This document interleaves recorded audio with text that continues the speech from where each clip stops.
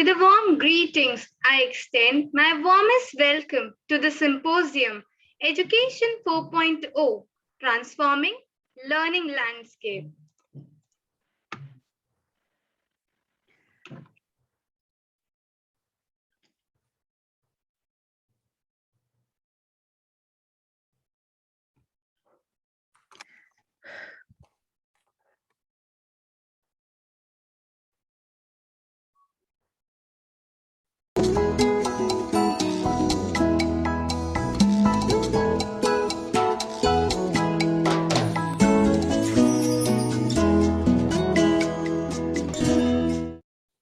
Simran, I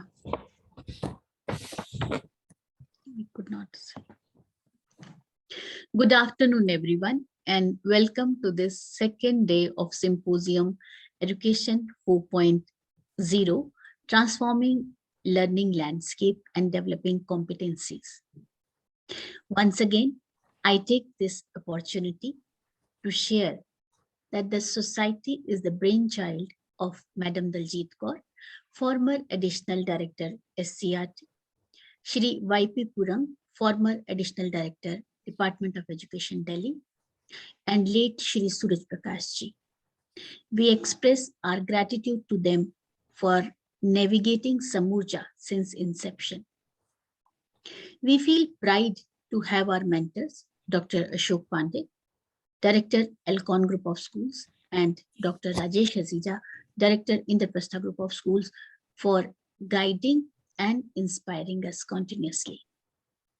This symposium is the outcome of their synergy, direction, and motivation. I request Simran ma'am to please share the video about the other endeavors of Samuha.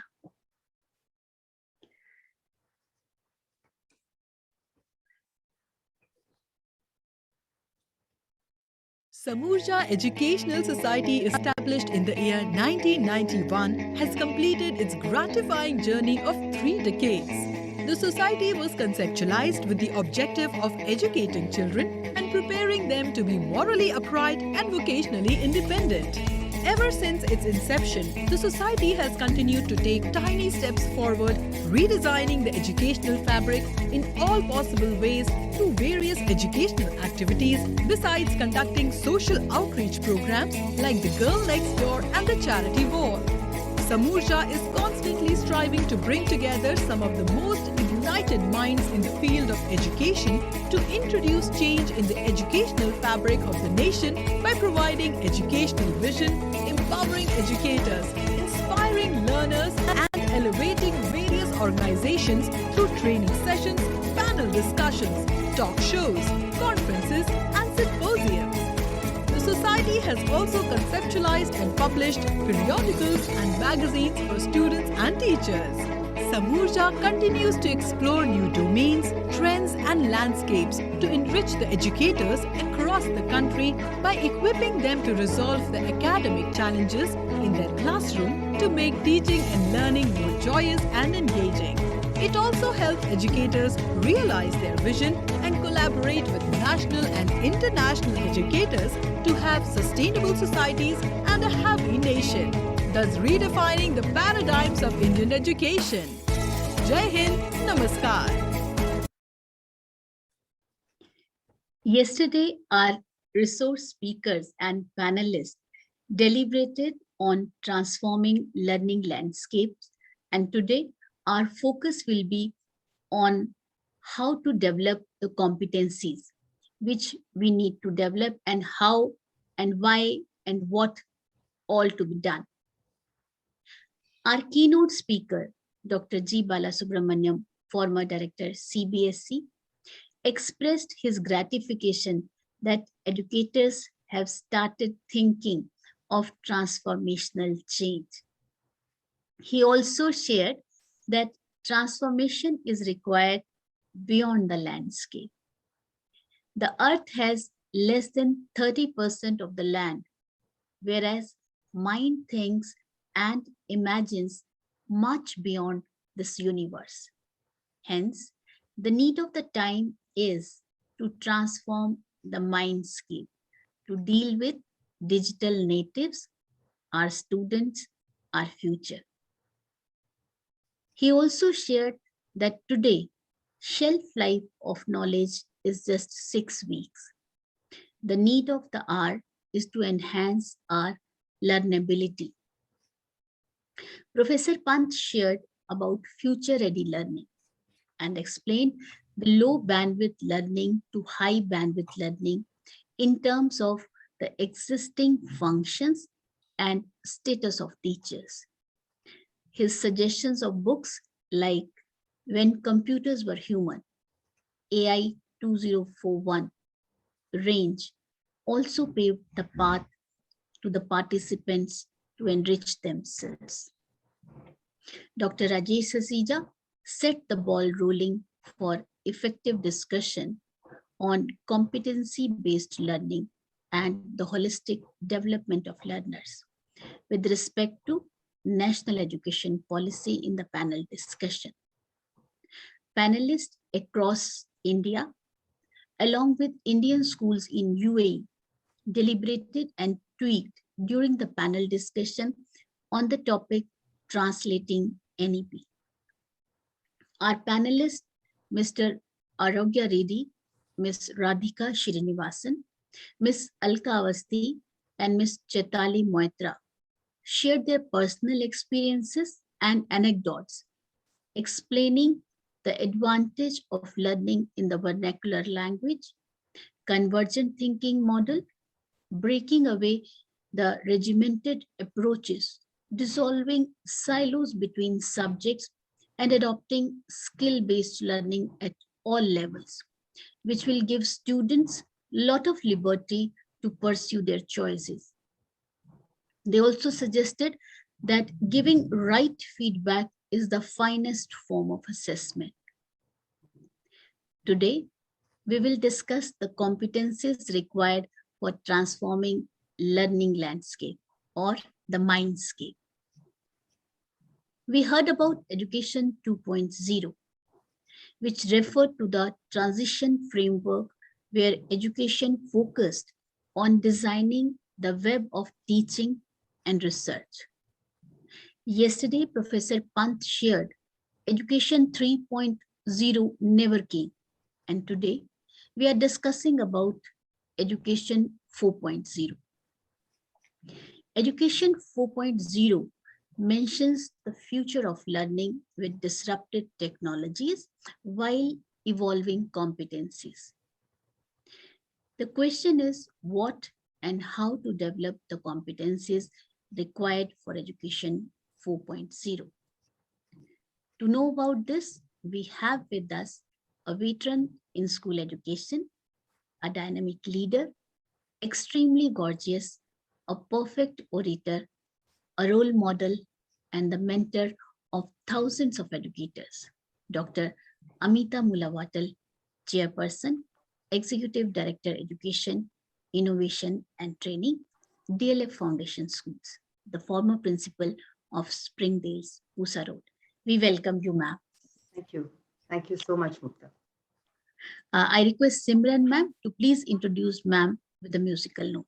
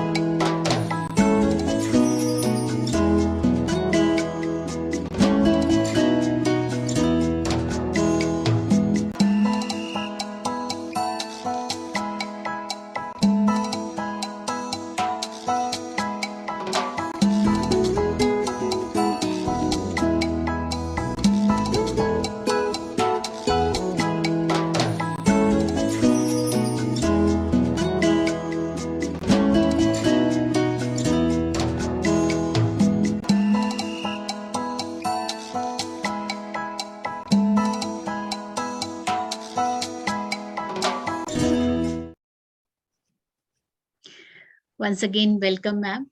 And without further delay, I request ma'am to please share with us developing competencies for Education 4.0. Over to ma'am, please. Thank you very much, Mukta, and this wonderful organization that you run. I know that you have, brought out such a large number of people who I know personally, but ultimately it is your own passion that has made this whole program such a great success. And you're a person to whom I can never say no. And so whenever you invite me, I find it a great opportunity for my colleagues and for myself to go forward, to discuss, to hear things.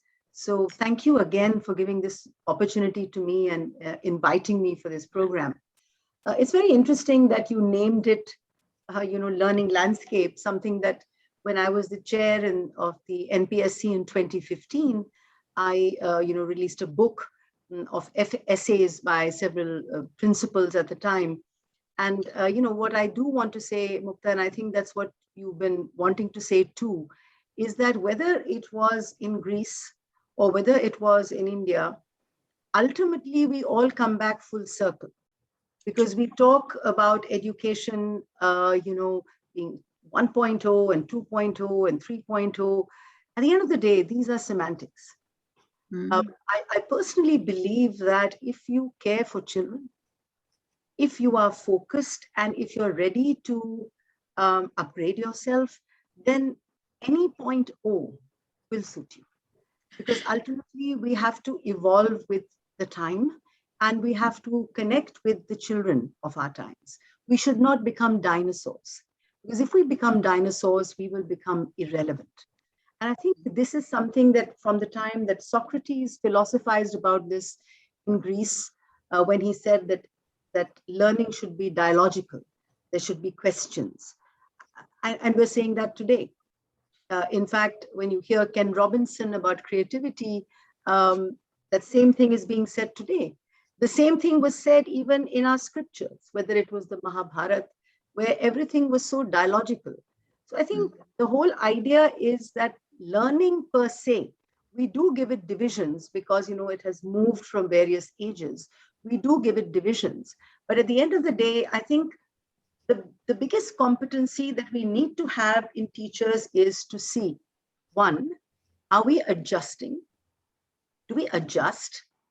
Two, do we upgrade ourselves all the time, or do we feel exhausted by it, whatever age we may be? So adjustment, upgradation, and also are we ready to learn? And I think that's another one is upgrading your skills. One is a sort of a philosophical learning. Do we learn philosophically? Do we learn?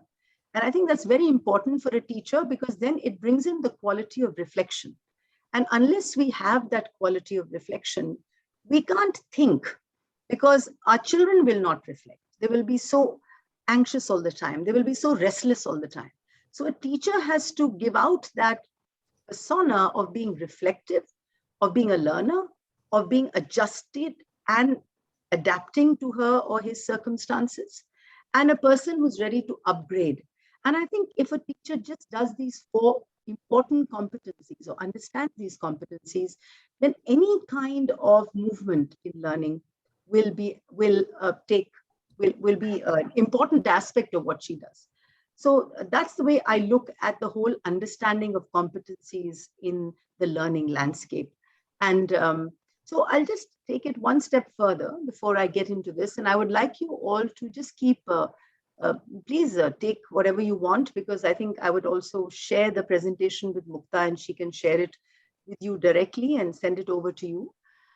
That, when you look at this kind of an arrow and you talk about education 1.0, but today I'm really going to talk about education 5.0, because that is a leapfrog out of cyberspace.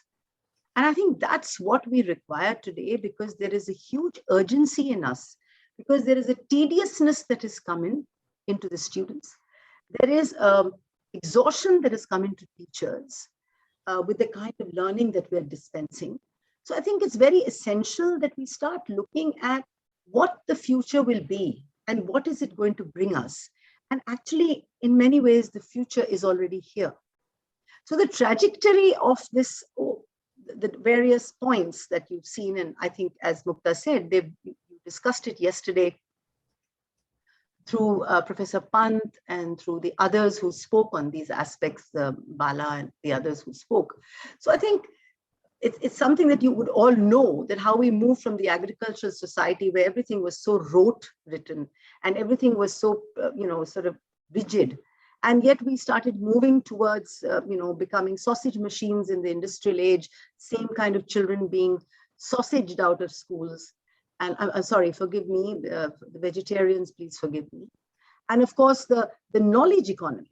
And we kept, I remember just about 10 years or 5 years ago, we kept talking about the knowledge economy, and, it's not knowledge, and it's not learning, it's knowledge. And then we got into the whole idea of wisdom. So there is a wisdom that goes beyond knowledge. So, these are just words.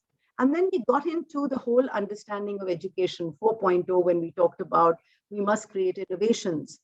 But what I do want to say, and I do want to really focus on, is that education 5.0 is what really is an integral part of what the NEP talks about. Because education 5.0 essentially talks about heritage education. It talks about indigenous learning, and it talks about self-learning. It talks about motivating your learning, and it's essentially going to be a people's movement. So till now, we have been pushed by agriculture, by industry, by knowledge, by innovation. Somewhere the human being has disappeared.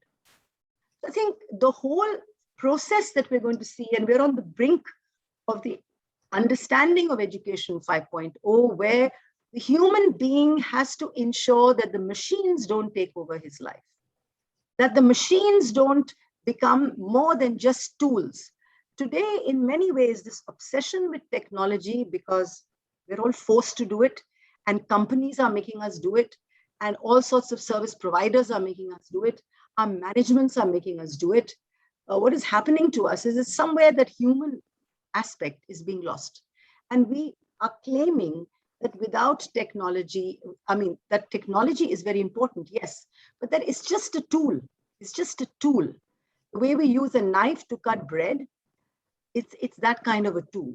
It's a tool that we're using right now to ensure that some kind of communication is happening with our children. And of course, it gives you a kind of a focus across learning systems, across countries, across the world. But at the end of the day, whatever it does to you, remember, don't get obsessive about it, because it's just a tool. Utilize that and keep telling yourself, how can I humanize this tool?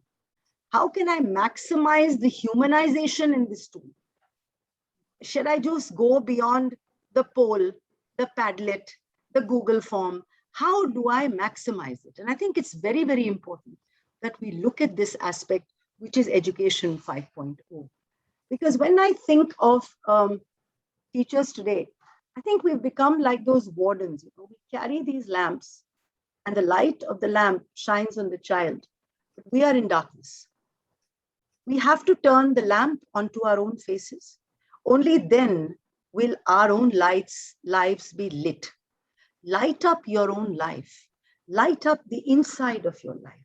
Light it up, and just think, how am I going to humanize this space, which our children have become so sort of connected with, so obsessive with, because we are just going to lose this area of emotional relationships, of caring, of sharing, of understanding the community. We've just become these individual iconoclasts.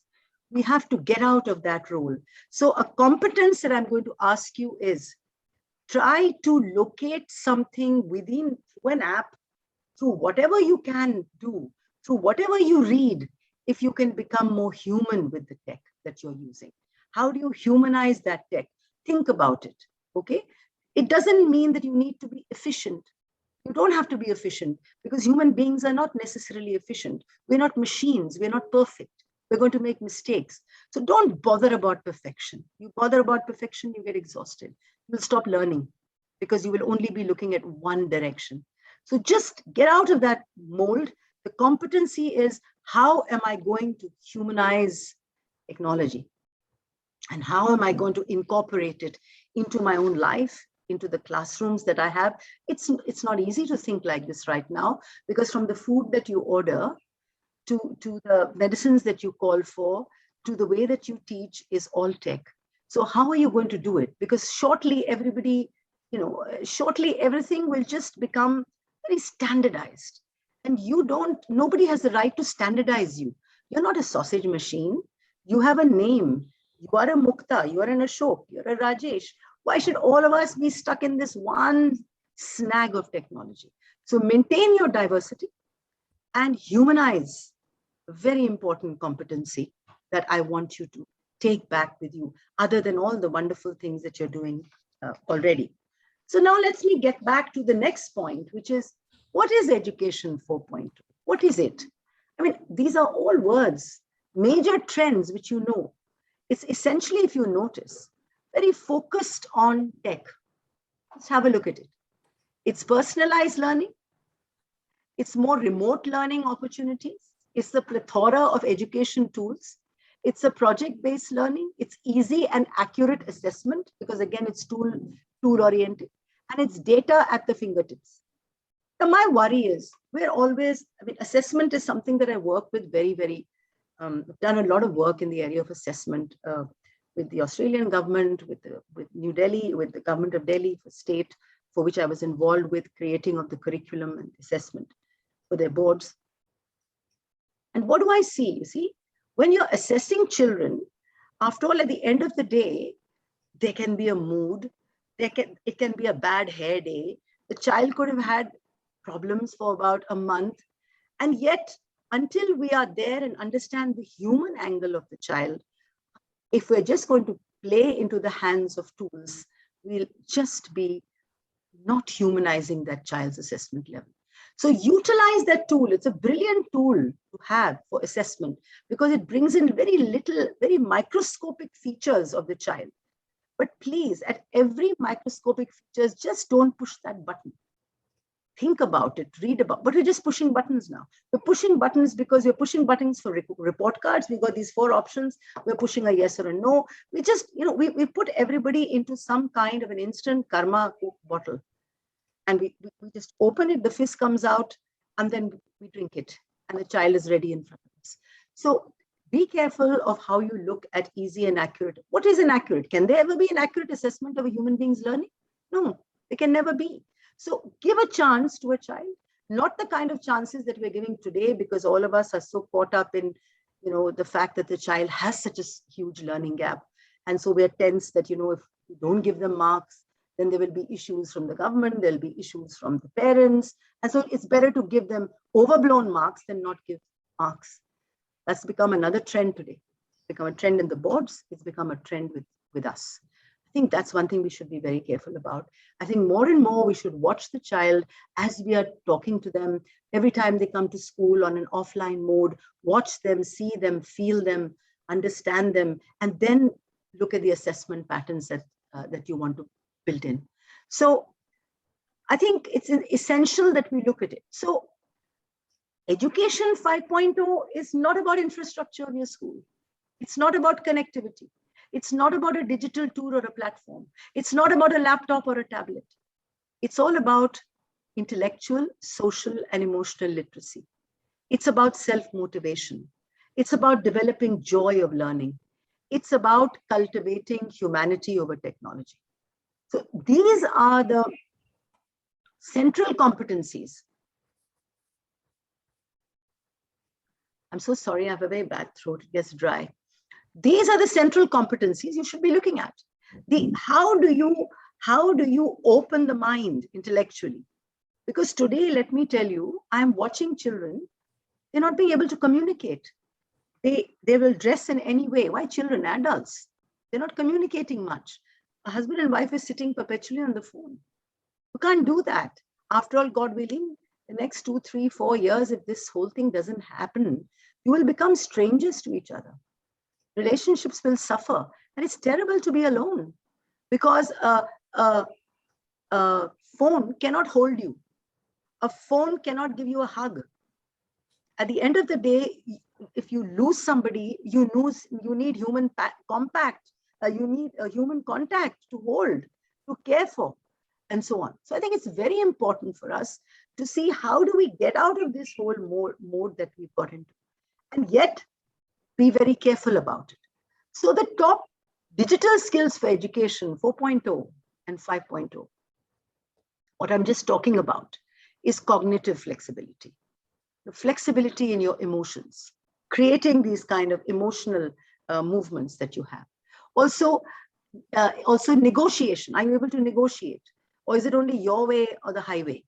The service orientation. I mean, is there a chance now for us? Yes, COVID has opened up so many chances, and even post-COVID, for us to serve people. Are we serving people? Are each one of us doing something for someone? What are the kind of judgments we are making? What are the kind of emotional intelligence that we are inbreeding into ourselves? What are the complex problems that we are solving? And finally, I don't want to get into the critical thinking creativity, but I do think that people's management and coordinating with others. And interestingly, you will notice that these top digital skills for education are sort of skills that you can balance out through being human.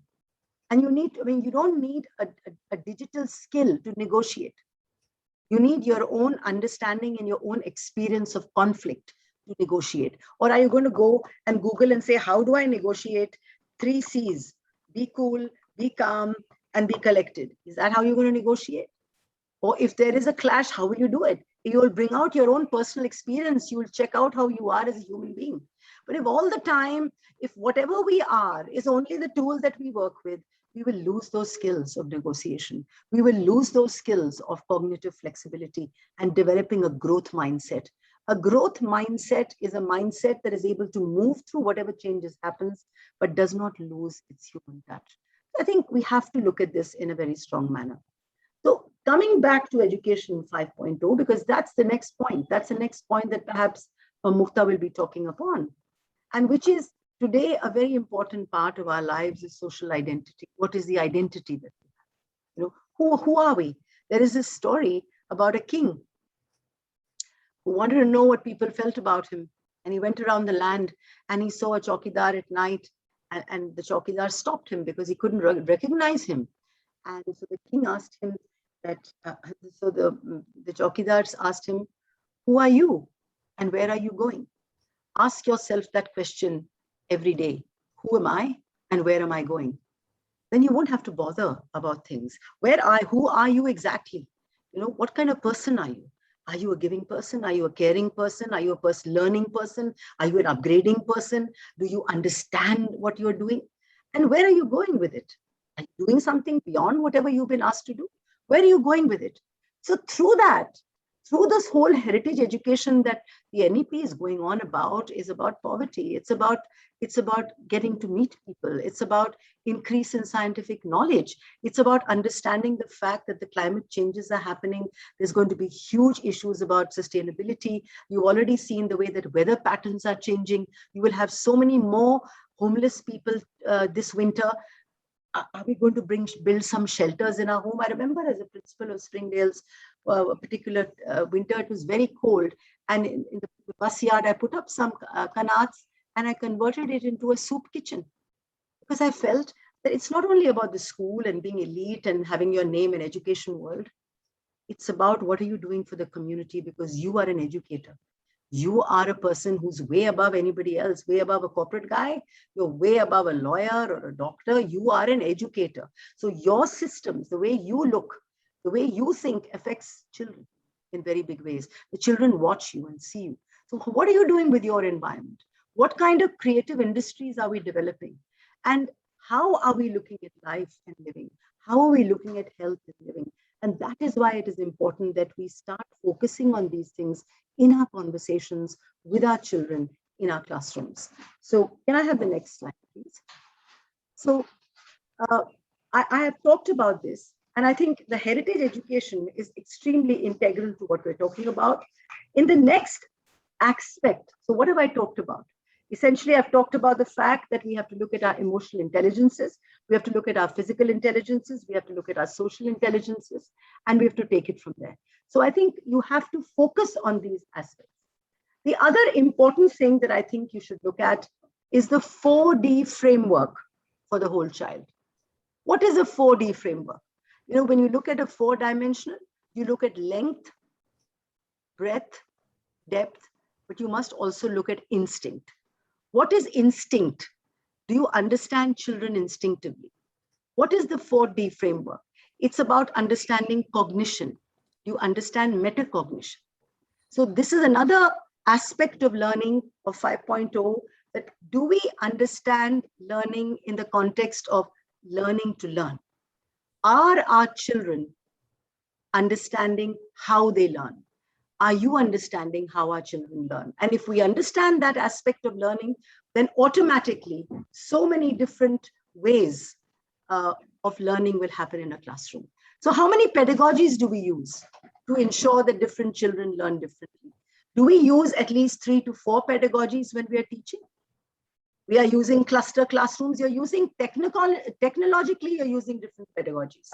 But are we using different pedagogies to look at our children? So are we using, somebody was talking about competency-based learning this morning to me. And I said, this has become a new fad when we keep talking about it. We talk about competency building, we talk about competency-based learning. So if we're looking at competency-based learning, what is the competence of each child? So are we focusing, because we have classrooms of 40, 45 children. So how do we look at their competencies? How do we take it forward? How do we give them more? So what have I said? We look at heritage learning. We look at the fact that we create a growth mindset. We have to look at how we develop competencies in our children. We have to say that we have to ensure that we go beyond the tool and look at a different angle of understanding. So I think all this is about how a teacher sees her role. What is the role of a teacher? Mukhtab, I just want to stop here. Is there a problem with the presentation, Mukhtab?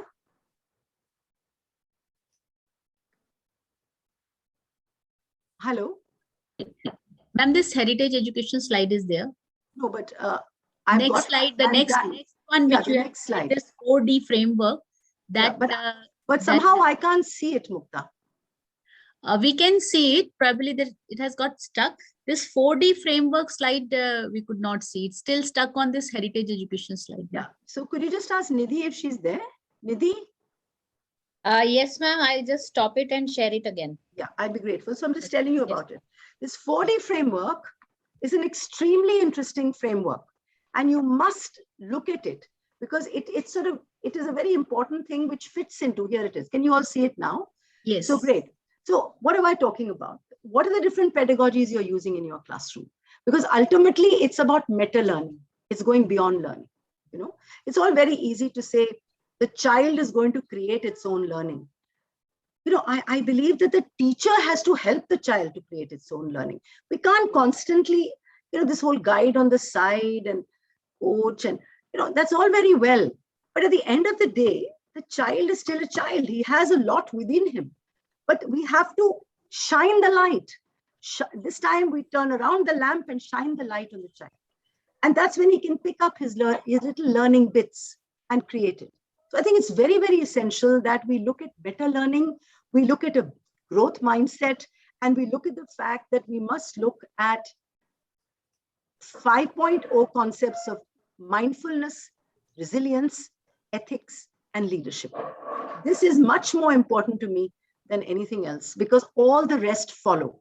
May I have the next slide, please, if it's possible? I think there's a problem with the, anyway, I'll carry on. So the point I'm making here now is that I don't want this slide. It's a very traditional one. The competencies of a teacher. So are we looking at ecological literacy, which I just talked about? Does the teacher have ecological competency? Does she have a cultural competency? Does she have a global competency? Does she have a digital competency? And does she have an emotional competency? Because all these aspects are extremely important to a 5.0 teacher. Because I just talked to you about ecology. As I mentioned, that what happens in South America affects us. We're all deeply interconnected. We're deeply interdependent.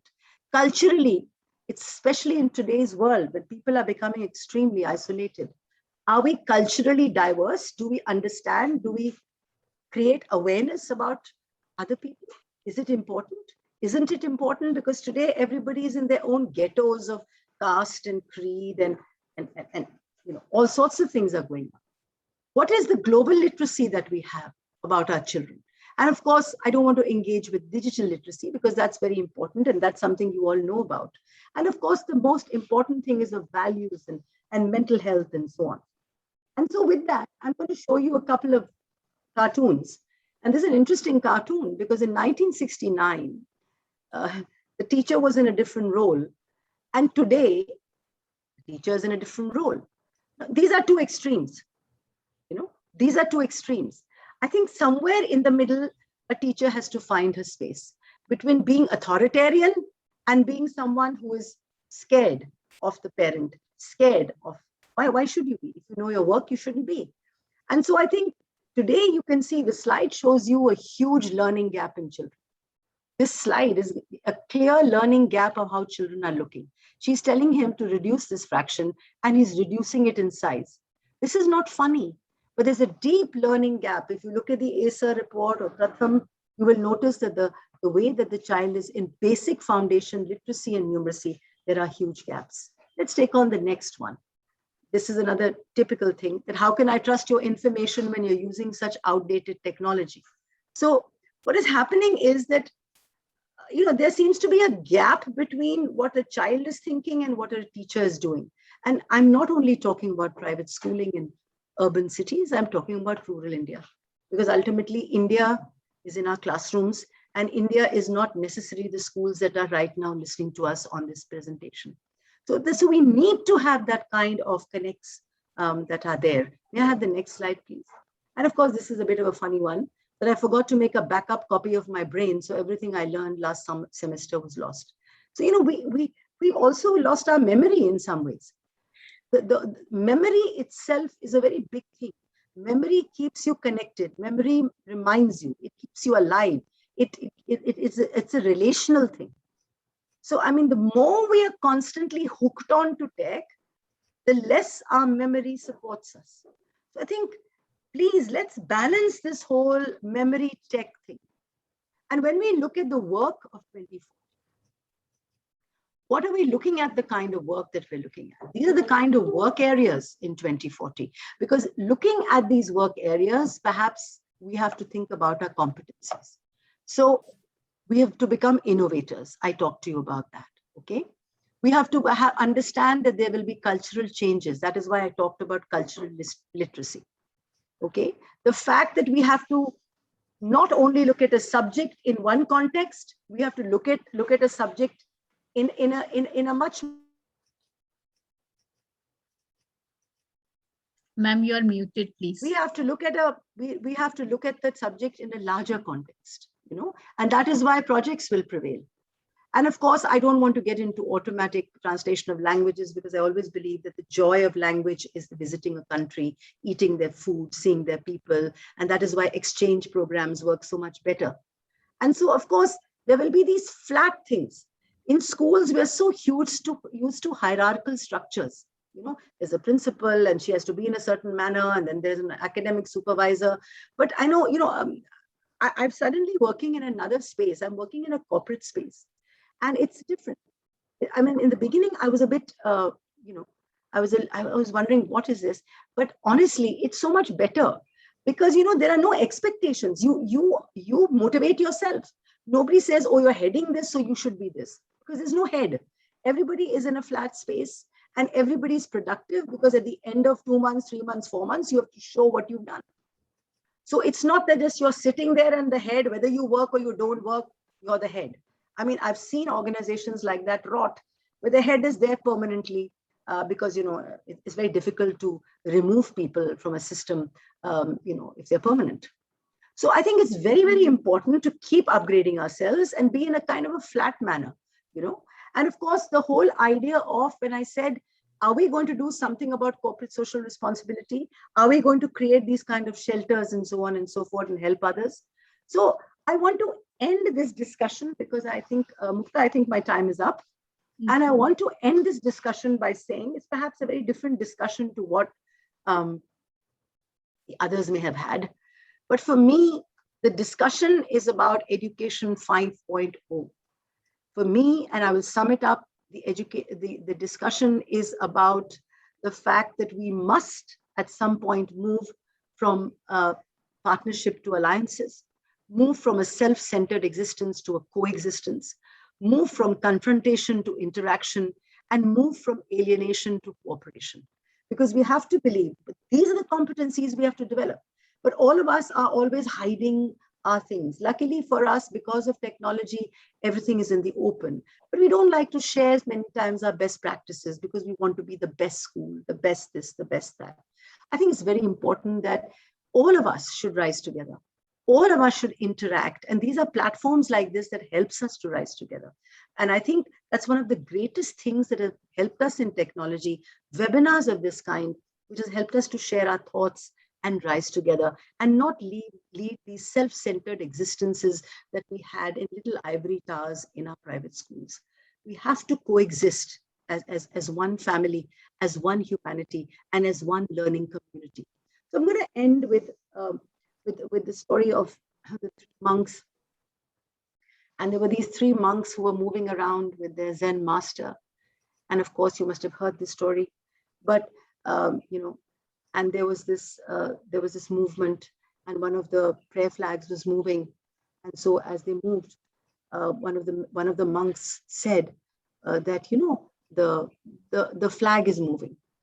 And then the other monk said, you're wrong. It's not the flag that's moving. It's the wind that's moving. And then the third monk said, no, it's not the wind. It's the mind that's moving. So friends, the competence is, there are children whose flags will move, the children whose, where the wind will move. And then there are children who are holistically where the mind will move. But what we do need is to create competencies where we combine the wind, the mind, and the flag, and create these learning, worlds for our children. And I think that's when the landscape will really be flat. And I think that's wonderful. Thank you very much for inviting me, Mukhtab. I'm sorry if I had a bad throat, and I'm sorry if there were these glitches about the presentation, but thank you very much for calling me. Thank you so much, ma'am. Thank you for sharing this great insight. It's indeed a blessing to have you and to listen to you. And despite of your tight schedule, the throat and this technological glitches, they don't matter. And indeed, I'm touched with your modesty. And the most important takeaway for me is, of course, from the participants, we'll have the feedback, how to make these tools humanized. So that's the best thing, which from now onwards, we'll start thinking using tools is necessary. It is the need, but how can we make these tools humanized? And teachers ecological competencies, cultural competencies, and these are the 5 competencies which you have shared. So these are my takeaways. Thank you so much, ma'am. Thank you for being here. I am indebted. So next, I think Mr. Tony has joined. Amita, ma'am. Mr. Tony Divine. Yeah, is already there. Yeah. Kriti ma'am, is there any question for ma'am? No, ma'am, not in the WhatsApp group. All right. So coming to our next segment, implementing the new trends demand an unprecedented change in the mindset of the leaders, teachers, students, and parents alike. We need to train our students to enable them to adopt global ideologies. As such, in India, through our Upanishads, we have always learned an anthem of Vasudeva Kutumbakam. The whole world is like a family. We need to have those thought leaders deliberating continuously, face-to-face or through online platform, as COVID has taught us. And we need to have the epicenters of wisdom. I remember I was in the school and we were calling it a school. When I became the teacher, we were calling it the learning centers. Now it's the time that we have the epicenters of wisdom. To share with us the competencies for global learning landscapes, we have with us an international speaker, Mr. Tony Devine, Vice President, Global Peace Foundation International. Not only his name is divine, divinity is his first nature. He's joining us from US, and I believe it's 2 a.m. Still, he has managed to join us. This shows his passion to share and inspire fellow educators. May I request Mr. Tony to extend the verbal greeting? Thank you very much, Dr. Mukhtab. It's a great pleasure and honor to be with you all here today for this URJA forum. I think this is a very important forum. I really enjoyed the last session. It's very much aligned with what I'm going to say here. So I think we're all of a similar mindset here, right, in terms of the ideas that are needed to transform education. So I'm going to Simran ma'am to sure. Please welcome and introduce Tony sir. Oh, okay. Simran ma'am. Yes, ma'am. Mr. Tony, please stop sharing your screen. We would like to welcome you with a musical note. Yeah. Thank you. We want our participants to know a little more about it. Thank you, ma'am.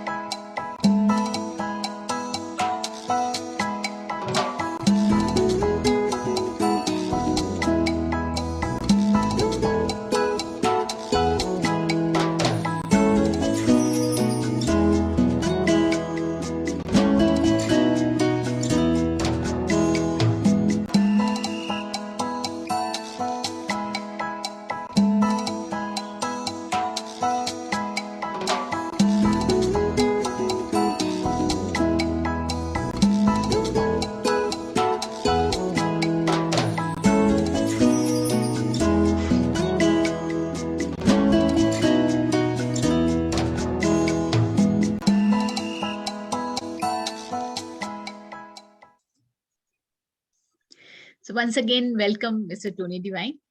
So we request you to kindly share with us the global trends in developing the competencies. Over to Mr. Tony, please.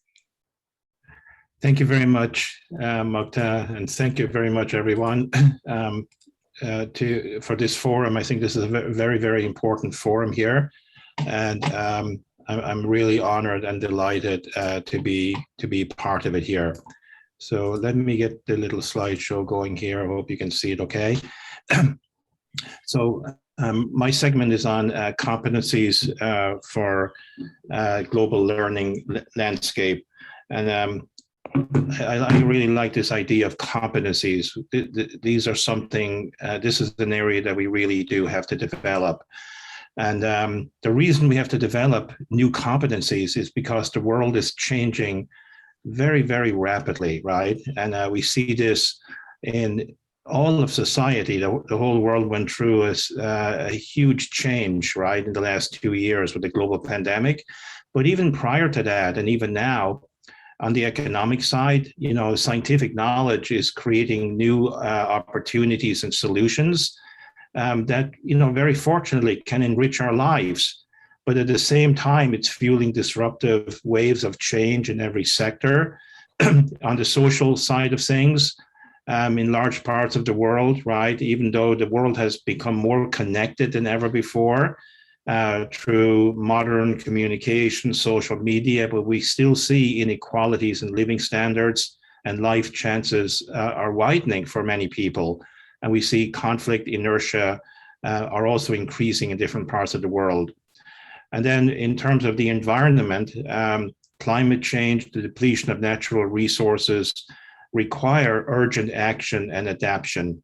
So who's going to do all this stuff? These are our students who are under our care right now. We have to prepare these students to actually take on these huge, huge challenges. And I actually want to put out even a bigger goal here, right, for the rest of the 21st century. What's really remarkable, if we just pause for a second and think, the students in our classrooms right now, they will actually live out, they will live through the 21st century. And our students, when they graduate, you know, if we can do a good job with them, we can prepare them to actually help create a peaceful and flourishing 21st century civilization. So oftentimes, you know, in educational goals, you hear goals that go to 2030. I just recently heard about some goals that go to 2045. But why stop there?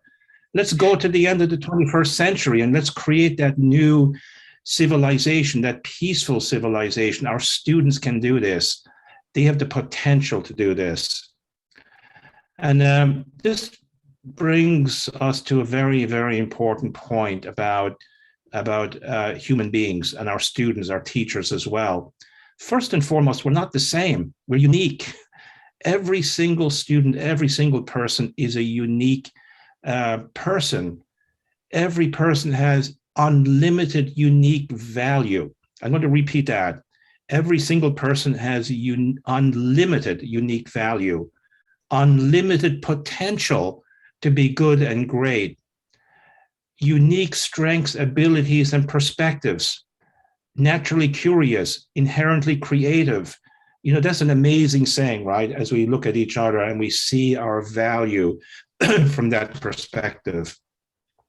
And I think that educators can do a really good job to leverage these personal strengths and create a far greater engaging, personalized experience, you know, to help our students flourish, to develop, to really develop their inherent talent to do great things in the future. So in terms of a theory of change, you know, we see the world changing so fast out there, but also we as human beings, and especially educators, we have to also keep transforming ourselves, right? We cannot remain stagnant. So, you know, I think what I'd like to say sometimes is not remain too long in the comfort zone, right? So get out of the comfort zone, refresh, transform, grow, develop. This has to be, I think, a very continuous process for each one of us. And the more we do that, I feel, the more we can actually transform the culture in our families, especially in our schools, right, in our classrooms, and in our communities as well. Guess what? That's how students can be transformed, right? And this is actually what's going to impact our students in the long term, making them future ready, giving them that big dream for the future that they can actually have a role, you know, in developing, right? So we're talking about the competencies, right, and the educator's role in developing and nurturing those competencies. So a few very important outcomes that educators, teachers, school heads, it doesn't matter what part of the educational system you're a part of, we can play a very, very important role to develop the whole person for future success. I think this is a theme that's echoed here in this conference. I really like this conference. Also, educators can play a great role to nurture core values as a guidance system, to guide skills, to guide technology, to guide new knowledge, right? For what? For the greater benefit of humanity in a rapidly changing world. And of course, to develop skills. That's what employers are looking for, right? More than anything else. And also, you know, we have to become increasingly good at relationships, having empathy, having those social emotional skills, learning how to get along with people from different backgrounds, religions, races, tribes, cultures, you name it, right? We have to be, I think, nimble enough to be able to get along with more and more different types of people around the world. It was mentioned in the beginning that I'm a contributing member to the OECD Education 2030 project. There's a very interesting project that OECD started in 2015. They're very well known for the PISA test. But on this project, this project is trying to answer two questions. What knowledge, skills, attitudes, and values will today's students need to thrive and shape their world? And the second question the project is trying to answer is, how can instructional systems develop these knowledge, skills, attitudes, and values effectively? So, students who are really best prepared for the future are change agents. They can have a positive impact on their surroundings. And I'm actually putting forward a bigger vision on the whole 21st century to create that new civilization, to influence the future, right? And anticipate the short and long-term consequences, of what they do. So I want to talk here a little bit about the relationship between values, skills, and new knowledge. So at the turn of the 21st century, there was a lot of discussion in educational circles around new knowledge. So we're talking about technologies, digital skills, and so on. And, often technology, and even still it's the case, you often hear it in conferences that this is the magic bullet that'll solve all our problems, right? So yes, modern technologies are really a great saying, right? Digital literacy, data literacy, all of our students need to be competent in these new knowledge areas, right? I would say like around 2015 or so, there was, we started to see more and more discussion around skills, right? That employers are looking for students with competencies in skills such as collaboration, teamwork, creativity, problem solving. We've talked a lot about this in the conference already. But just very recently, I would say in the past year, right, or so, there's more and more discussion just starting to happen on the importance of values, right? And let me explain what's going on here. So actually, this is really where the super value creation is. Values are very important. Dr. Mina talked about character, for example, in her model. So values guide skills. Skills are value neutral. Technology is value neutral, right? It can be used for a good purpose or a bad purpose. It can scale a good idea. It can also scale a bad idea.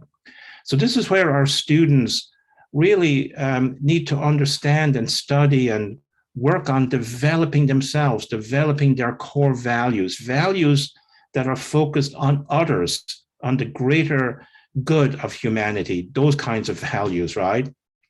I don't need to specify exactly what they are. I think they'll be a little bit different for each person, but focus on these larger outcomes. And then, they guide the skills, and the skills are used to apply the knowledge to solve the many problems around us. So in the case of Global Peace Foundation, for the past over a decade now, we've been advancing on this values area, a character and creativity initiative that equips students with the moral and innovative mindset that prepare them to be good citizens, good neighbors, and contributing members to society, right? And when you look at even the dimensions of character, right, there are several dimensions to it. This is from the John Templeton Foundation. It talks about moral character. These are qualities that foster good relationships like generosity, forgiveness. There's also intellectual character as well, qualities of a good learner and truth seeker. So it's important that we seek truth, goodness, righteousness, seek how we can actually love others, right? civic character, qualities that create good neighborhoods, good communities, good societies, and then performance character, qualities that facilitate goal achievement, right?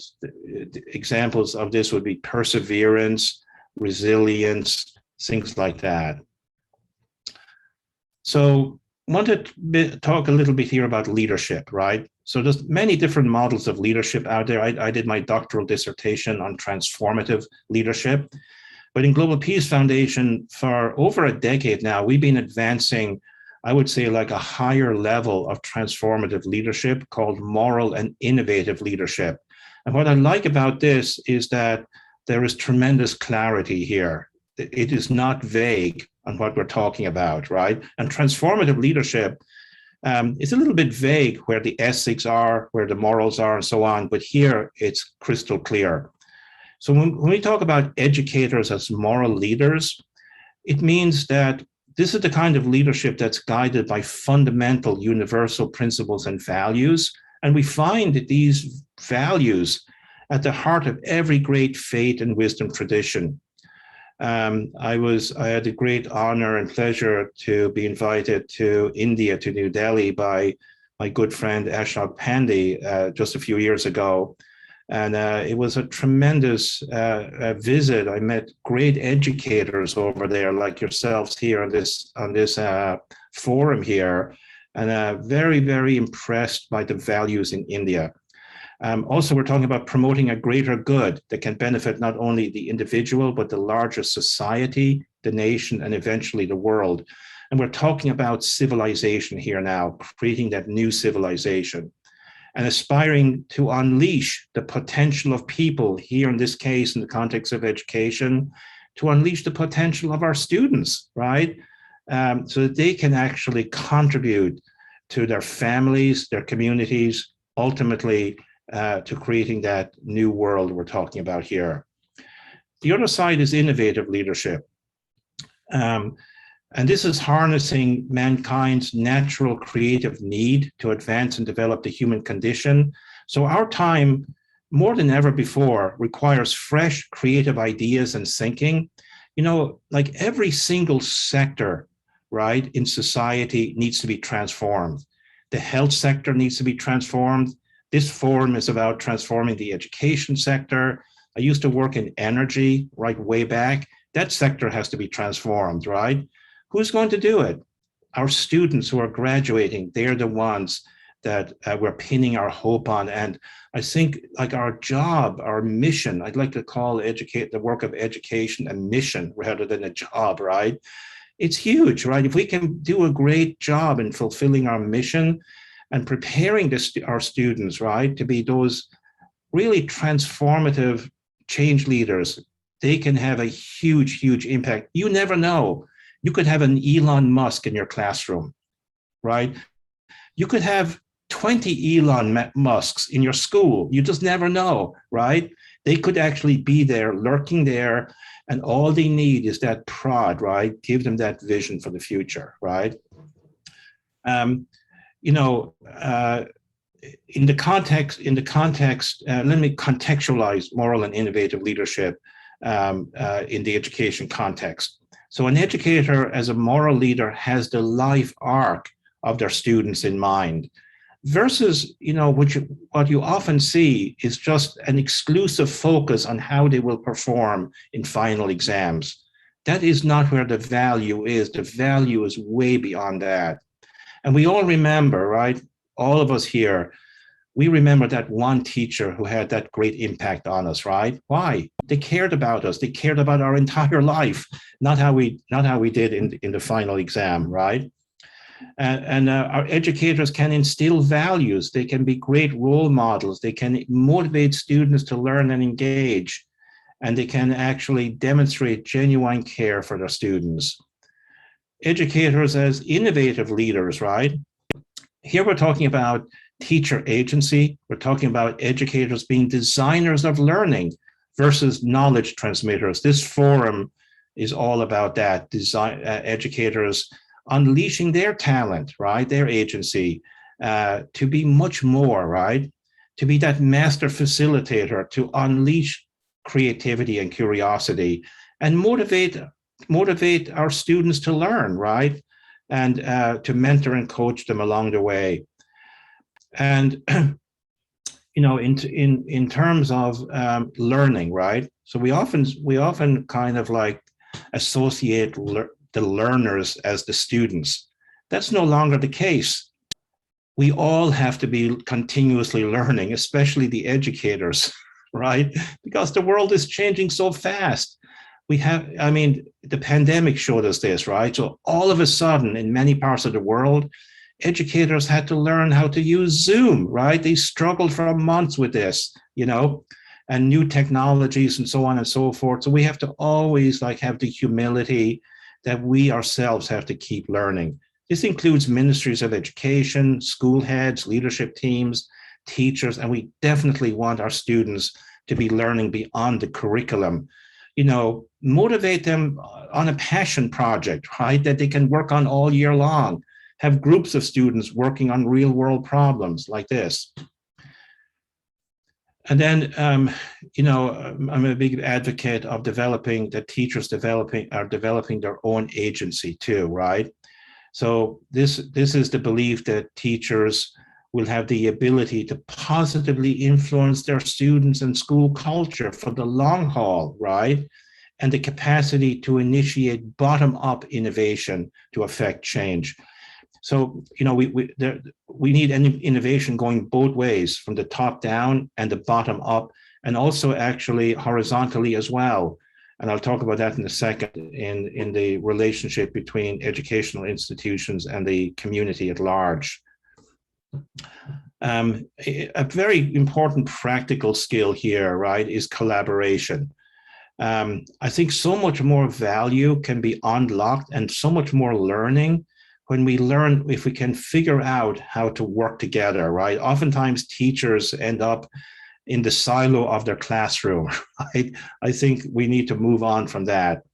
And I think in some of the schools I visited in India, I saw great examples of teachers creating these professional learning communities, cross-grade teams, cross-subject teams, right? Professional development teams, school and community teams. There's so many ways that we can unlock value, right? And likewise too, for our students, we need to be getting our students working in teams as well, and having them work on real world projects rather than academic ivory tower projects, right? And this whole idea of student agency talks about students taking responsibility, right? And impacting the world around them, fulfilling great responsibility. Interdisciplinary learning too is becoming increasingly important. I think we can no longer afford just to stay in the comfort of our home discipline, right? But get comfortable with a second or even a third discipline, right? And motivate our students to develop that's actually a competency that has to be developed. And this way students can cover topics more in depth, use better critical thinking skills, right? And have a varied perspective from which a topic can be explored.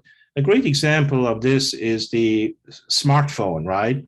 So that's the smartphone, this device, has so many different disciplines at work, traditional disciplines like psychology, computer science, sociology, language arts, math, design, security, but also modern disciplines like information systems, hardware and telecommunications, software, services, AI and machine learning, apps, data and digital areas as well.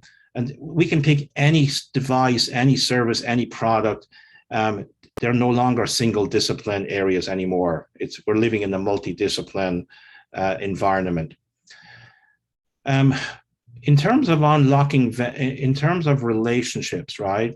I want to point out here some really critical core relationships here. And this is the relationship between teachers and other teachers, right? And I talked about this in one of the previous slides, right? I'd love to see more and more teacher teams, teachers working together. That's actually how new knowledge is created today, right? Not just from learning from a book, and unlock more creativity, not from the individual teacher, but teachers can be their own best professional development resource if they work in teams. Also, teacher to parent, parent to teacher. This is a crucial relationship that I would love to see, super enhanced, right? And I think the pandemic over the last 2 years saw us make great progress in this area. For the first time ever, teachers were beamed into the homes of the parents of students. Parents could see what their students were being taught, right? This was a great thing.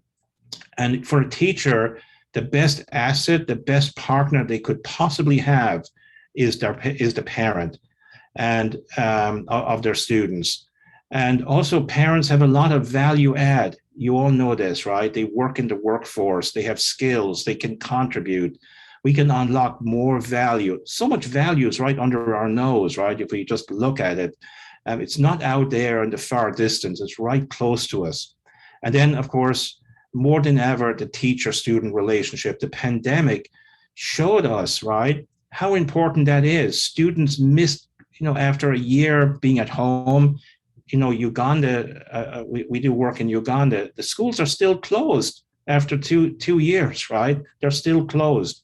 In the Philippines, we work there as well. Schools, it's all online learning still, right? They haven't opened up the schools there either. So the teacher-student relationship, students miss their teachers, they miss being in school. That social component is so important, right? Okay, another thing here too that's kind of starting to evolve here is the relationship of the school to the community, right? So one of the future vision, one of the OECD put out something recently about potential future scenarios of schools. And one of those scenarios was educational institutions as learning hubs. So here in this scenario, schools remain, but the walls, right, the walls of the schools begin to actually come down. And we see greater transparency, greater traffic, you could say, right, between the school and the community that surrounds them, right? And, this is very helpful because schools can get, educators can get more fresh inputs, right, from the different sectors in the communities. We talked about parents already. And I think it just will open up a whole new set, set of possibilities. And this kind of goes to the point here too, when we look at the education approach overall. I think increasingly, education has to more and more move to an ecosystem approach. And this has been echoed here in this symposium. So this is where public, private, the social sectors are coming increasingly together, right? So education is a whole of society approach, bridging school systems, schools, communities, and employers together. So the education system is part of a bigger ecosystem. We see more shared responsibility, greater cross-sector collaboration, and more fresh input and ideas, and greater collaboration, greater collective impact results. I think the results will be massive if we can figure this piece out. And just in conclusion here, Dan, right? The more we can transform education, it has to be transformed so that it's relevant in today's world, preparing students for employment and economic development, but also for peace, social and political stability, creating peaceful societies, and also ethical societies that are free from corruption. So, again, going back to the beginning here, we have an opportunity, right, as we look forward into the 21st century, we can seed in our students the idea that they can build a peaceful and flourishing 21st century civilization as they live out this civilization in their lives. So thank you very much for the opportunity to share a few thoughts with you. And I'm greatly honored to be part of this symposium. Thank you.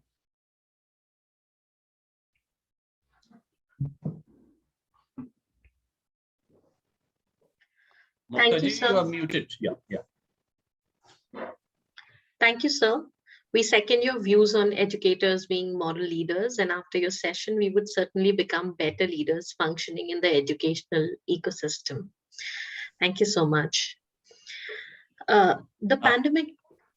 Yeah, Amita, just allow me to greet my friend Tony, because I missed greeting him in the morning. So thank you, Tony, for gracing the occasion. And you have been very kind and generous. Yeah. Yeah, Amita, carry on, please. Yeah. The pandemic has made the world go upside down and has made everyone, especially us, the educators, realize that the skills and competencies need to evolve every now and then, or they would soon be lost in oblivion. In today's panel discussion, we are going to elaborate upon this bit and give you some food for the thought in that direction. So without much ado, I would invite Mrs. Sudha Acharya, Principal, ITL Public School and Chairperson NPSC, to take the discussion forward. Sudha ma'am. Amita, Sudha ma'am has not joined. Okay, then ma'am, I would invite you to please take it forward. She's in a meeting with the Ministry of Education and NCRT. She's with the Secretary Education and will be joining us soon. So I'll request Simran ma'am to please, just introduce Sudha ma'am by the time she joins. Okay, ma'am, sure. Sure, I will do that.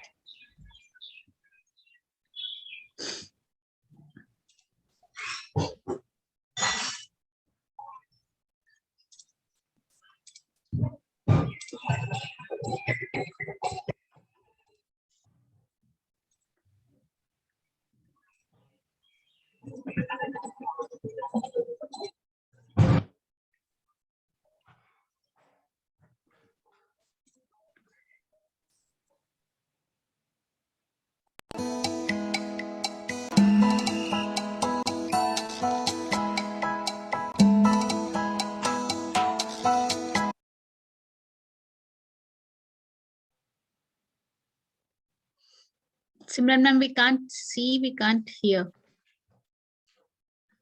I'll just check because I am able to see. I'll just check, ma'am.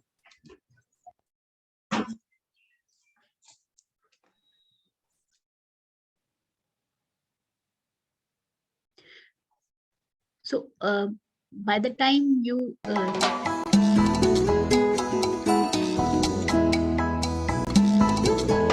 Is it okay, ma'am? yes.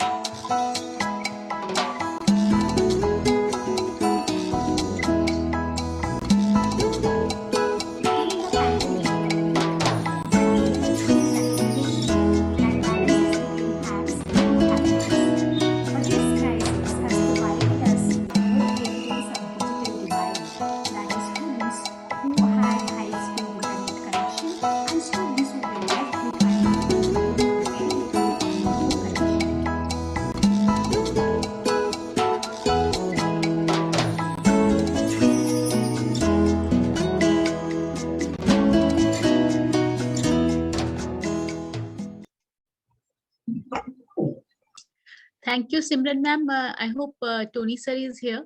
My mic was muted. I wanted to share something from the Indian context. And by the time Amita took over, Mr. Tony, I would like to share one thing while observing your presentation. I was just thinking what my grandmother used to say. And she used to share that every individual is born with 7 virtues. By the time we grow, the things are painted because of our experience, because of our incidents and episodes. So those 7 virtues are that every human being is born with certain things, which is like the person is peace loving. The person loves a child. A child is peace loving, loves harmony, loves to be happy, loves to be appreciated, loves to be loved, and very curious to know more and more. So it's being said that in India, the child is born with 7 virtues. Saat gud sampann insan paida hota hai. The child is born with these 7 things. By the time we grow up, we just miss these things. And through your presentation, I realized that you are trying to tell us that whatever we are born with, we must see within. And as we see within, I think things will be clear. The ecosystem approach is the takeaway. I love the way you have explained the ecosystem approach. I think all the participants will definitely absorb. Thank you, Mr. Tony, for being here. I know it's quite late.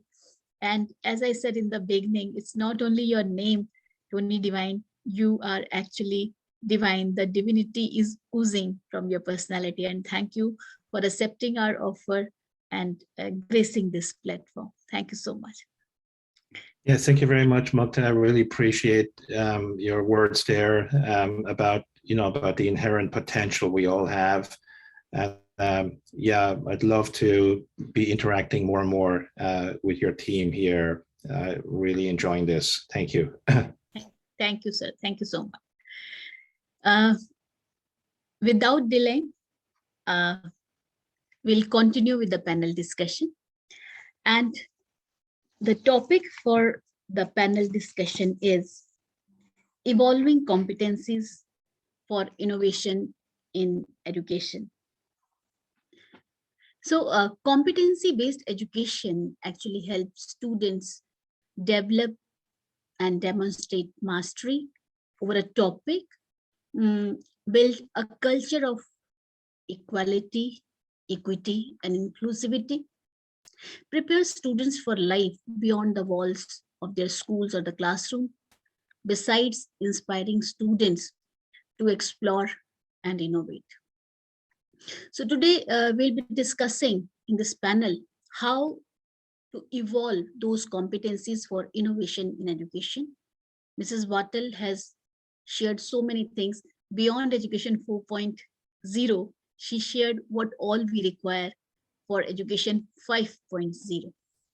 So we have with us our lovely friends and colleagues, those who will be helping me, those who will be the part of this panel. We have with us Ms. Ruchika Sharma, Principal Pragyan School, Greater Noida. We also have with us Dr. Ragini Kaul, Principal Maxford School, New Delhi. We have with us Dr. Geeta Gangwani, a national awardee, Principal Bal Bharti Public School. And we have with us Ms. Adiba Wasim from UAE, who is the quality supervisor in DPS, Delhi Private School. May I request Simran ma'am to please introduce our guest with a musical note.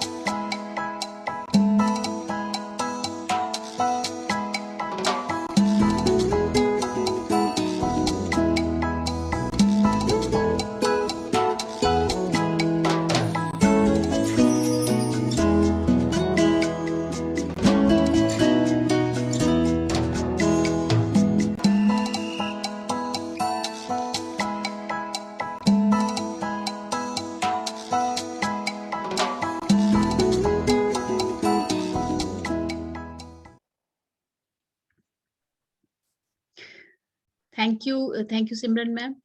So straight away, let's start with the questions.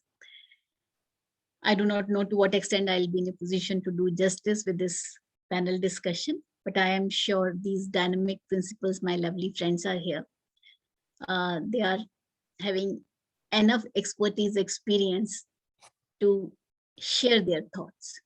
So let's start with the competency-based learning. It has become an anthem in the nation ever since NEP is being announced. Every individual across India, in every school, they are trying to equip their faculty, their staff to prepare lesson plans which are competency-based and ensure that the learning in the classroom should be competency-based, be it face-to-face or since the physical classes, they have also begun. Even the teachers have learned how to take forward this competency-based learning even online. We'll start with the languages and we'll further take up with the science and mathematics. So Ruchika ma'am, you being a language person, how do you ensure the competency-based learning in your classrooms or in the lesson plans? What do you do? Share some of your thoughts.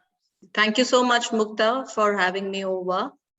And I must say, I'm really overwhelmed. The past 2 days that I've been listening to the eminent stalwarts of education, it's really very insightful, and it has made me think as to where we actually have landed ourselves right now. What is this phase of education that we are already in? When we talk about, as you said, 4.0 and 5.0 and so on, where are we? Where are we? Where have we landed ourselves? I was reminded of a lesson, of a story, which I think most of English teachers must have taught somewhere or the other. It's the fun they had, and the story was written by Isaac Asimov in 1951. And the story talked about two very young children who found a book with pages. Because the story was set in when written in 1951, was set in a time period of 2155, 2155. Mm-hmm. And it talks about children at that era, two young children who found their grandfather's book, which had pages, which was novel to them because they were getting ready to go to the other room, and the mother was calling to move to the other room where their robo-maths teacher was waiting. Set in 1951, the seeds of innovation were already sown. Yeah. But I think we've lost time. We've lost a lot of precious time where we've been just replicating our knowledge over the years. And as yesterday, Mr. Pant said that his notes, which he had taken from his senior in 1940s, is what he used in 1960s, and it holds true. What I learned when I was a kid, I used those notes when I started teaching. So we were in a state where we were frozen in terms of education. And I think the past 1.5 years with pandemic, we've been just thrown into the avalanche of education where things have really taken the ball rolling. And we've seen a plethora of changes come forward in terms of technology. When we talk of technology and we talk about competency-based learning, the cycle of change, thinking about how and what we are doing to bring about a change in the education system, helping our student to come away from that rudimentary kind of education where we talked about and thought that having knowledge was having power. But moving on to an era where we understand and make our students understand that application of that knowledge, execution of that knowledge is where the power lies. So that is the stage when we talk about competencies and we talk about bringing in technology to bring about that competencies and that change in education. So we need to have a system that quickly changes our children future ready to make them ready for the world of tomorrow. And that is what competencies are all about. Now, when we come to languages, we come to English or Hindi or Sanskrit. First of all, it is important that we understand that these languages are languages and not subjects. Because the moment we start converting that language into a subject, we only start learning how to get good grades and marks, finding out tricks, how to get that 100% in board exams in a language. Mind you, language can never be mastered. It can never give you, nobody can say that I'm 100%er in English or in Hindi, so I'm a master in that language. We cannot have a human being that can master any language.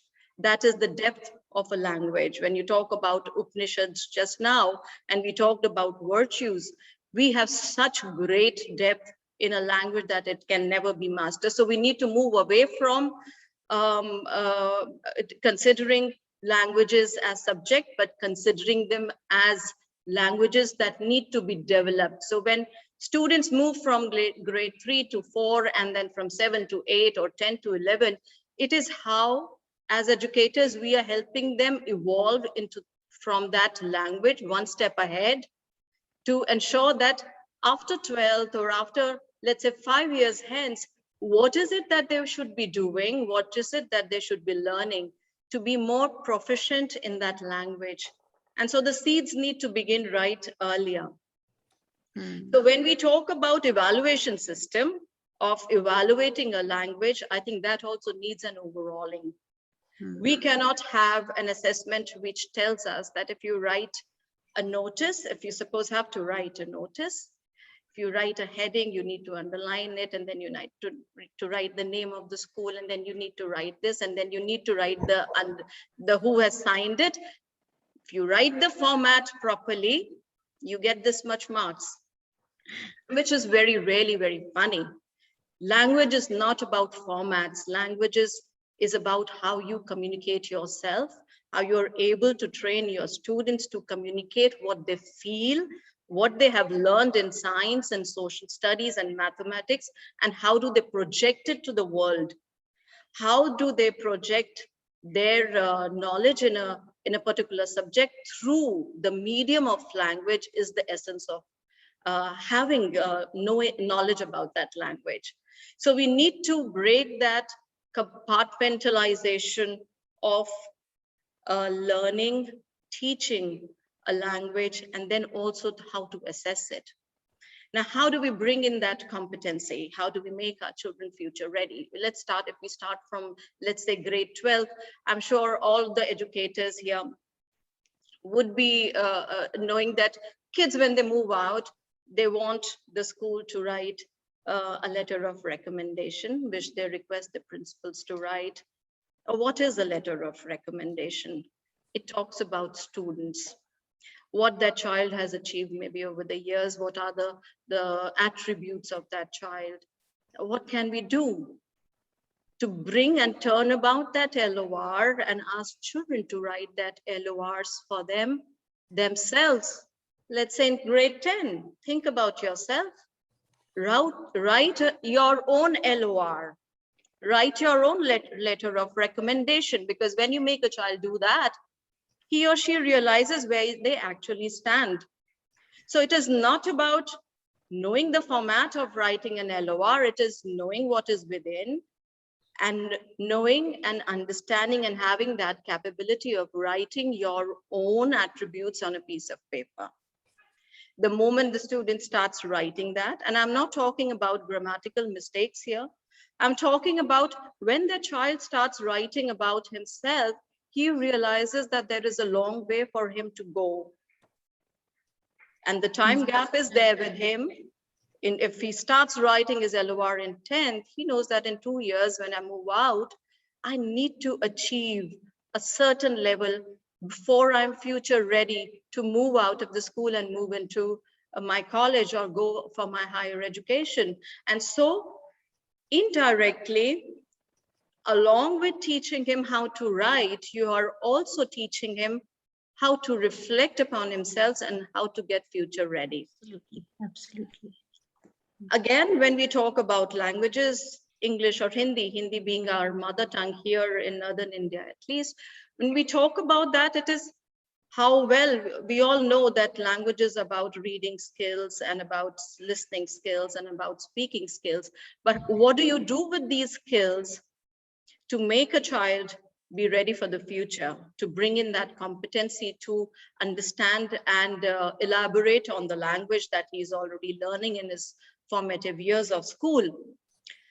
I think the best way is to make the children interact and move out in the world when they are still in school. And how do we do that? At one end, when we talked about, and Mrs. Amita also said about being human, because we've already landed ourselves into this gadget world. And very soon, as technology is, this is also going to be obsolete. Where do we go next? Ultimately, once the cycle is complete, we want children to have a heart that beats for others. When we talk about a peaceful global world, a place or a society that we can give our children after years is where there is happiness. When we talk about well-being, there is happiness. So when we are giving ideas, when we are giving that platform to our children to go out into the world and interact with people, we are not only bringing in multiculturalism, we also bring in a lot of respect for our children. When they start respecting other religion and they start respecting other students, their shortcomings, and understanding their positivities, which maybe I as a student might be lacking. So more of interaction, and that I think most of the schools do earlier in the physical mode. There were a lot of inter-school competitions where children used to meet each other, and actually that is what I call meeting. So of course, this is here and I'm meeting all lovely people here, but that warmth of actually seeing somebody talking here and there and running around, that is lacking in the screens. So during that time, or even now when things have started becoming more normal, when children are coming out and they're meeting, and when they go out, let's say when children move out, and if you have an interact club in your school where children are working and they're trained and they're working for the society. So when children move out, let's say to an old age home, when they move out to an orphanage, what is it? It is not just to hand over things that you have collected in school to them. Yeah. It is when you go out and you meet, you understand, you develop in yourself some values, you know how to interact, you know how to talk. So you are also developing your language skills. You know how to talk and also how to listen, how to be patient people, how to listen to what others have to say, and then to work for others. So that skill of meeting people, interacting with them, with your counterparts, again takes a lot of, brings in a lot of competencies in children. But with the world almost shutting down and sometimes with physical things going haywire, we can do a lot of competency building with team blogging. We can do a lot of competency building in languages, in video conferencing, the way we are doing now. Now here, one may begin this video conferencing right within your own school. We'll come back to you. We'll come back to you. So it's you are saying so many things. I don't want to stop you, but will not be permission to the other participants. Yeah. So very beautifully you have said that language to be should be considered as a language, not a subject. So while we are training our students, They should know how to communicate, how to express, how to appreciate, how to give right feedback, and how to express the discomfort. As Amita ma'am said, how to negotiate. So that communication and irrespective any activity we are doing, be the inter-school competition or the social outreach programs, the objective is that how they are expressing themselves. So I'll request the panelists to please see the time and try to compress. I'll come to Geeta ma'am to share quickly how you are ensuring that competency-based learning is taking place in the subject science and mathematics. Geeta ma'am, see the time and Mukhtab ma'am, a very good afternoon to all. It's 4:45. So you give me 3-4 minutes? 3 minutes. 3 minutes precisely. Okay, ma'am. So first of all, a very big thank you, ma'am. It was such a delight to be a part of this elite group and listening to Divan's, I think Tony sir and Amita ma'am was like kind of so enriching and engaging, and no words for the opportunity that we got. And lovely words from Ruchika ji, where you really said that the language English, or for that matter Hindi, is the most important tool for communication. So the 4 C's that we talk about in the 21st century, which is a very, very important skill. One of the 4 C's is communication, and I think languages add on to that. Mukhtab ma'am, the topic given is competency-based education. And if I refer to science and maths and specifically, I would like to share before I start what exactly are the steps that we are taking in our schools as leaders. Across our Bal Bharati chain of schools, every year we conduct a competency test in English and maths for grade 5 and grade 3.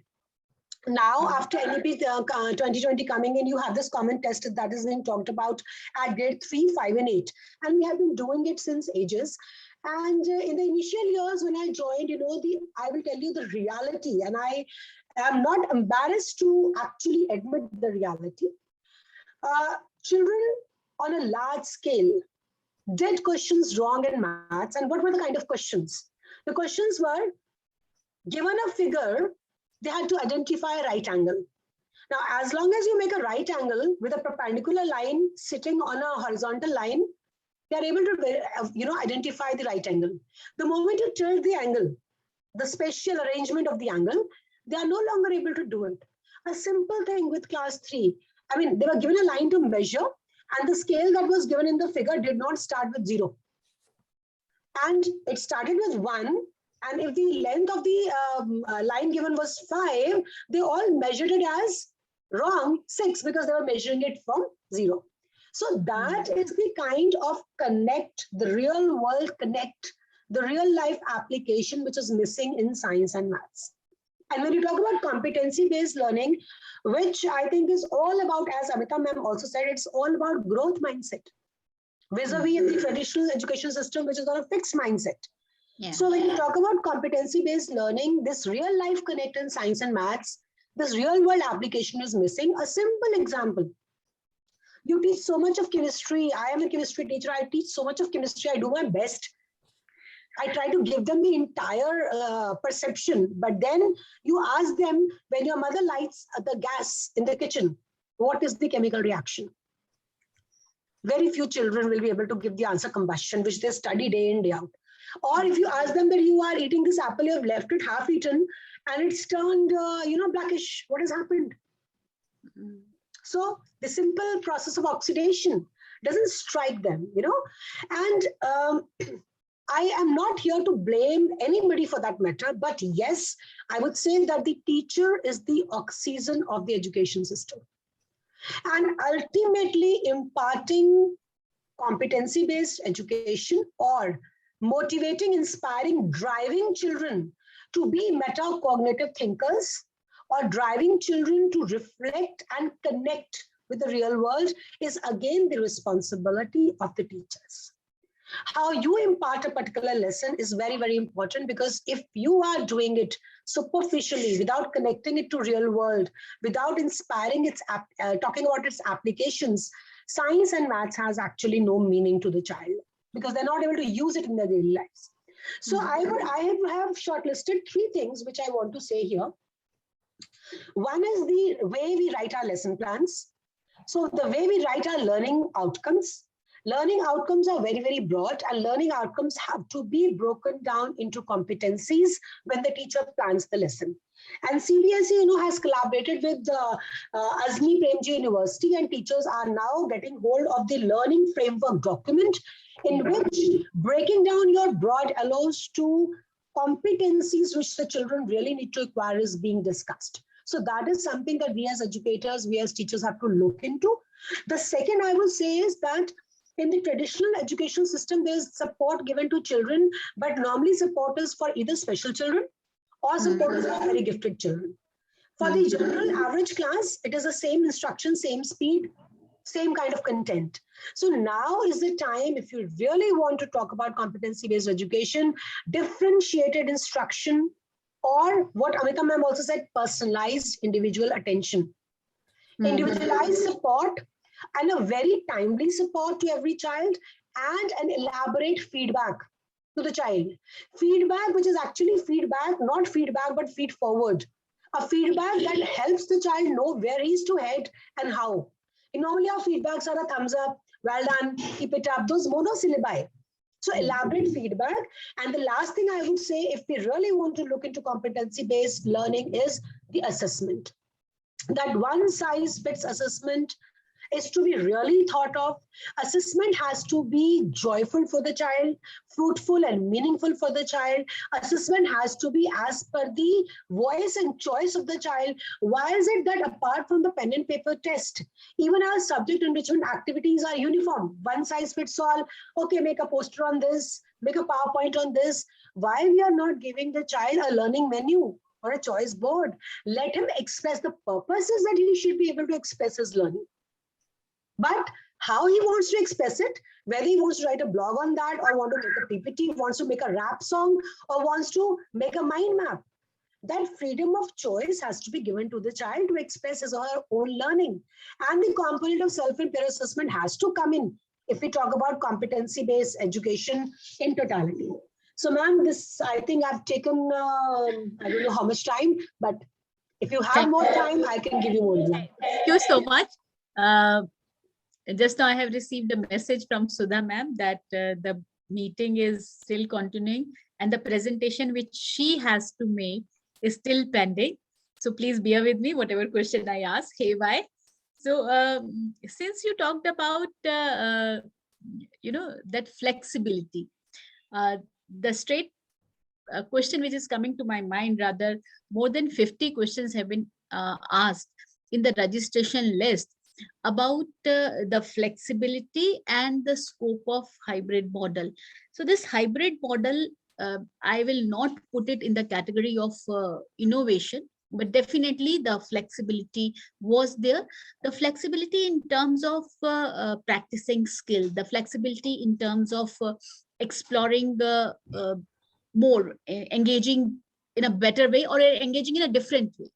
I would like to ask Ragini ma'am, once the regular school will start or the physical school will start, how you are planning to initiate with this hybrid model, or since this flexibility will be at stake, will not be in a position to give that much of the time to the students. Over to Ragini ma'am. Thank you, Mukhtab ma'am. A pleasant evening to all, and thank you so much for having me over. And a big thank you to Team Samuha.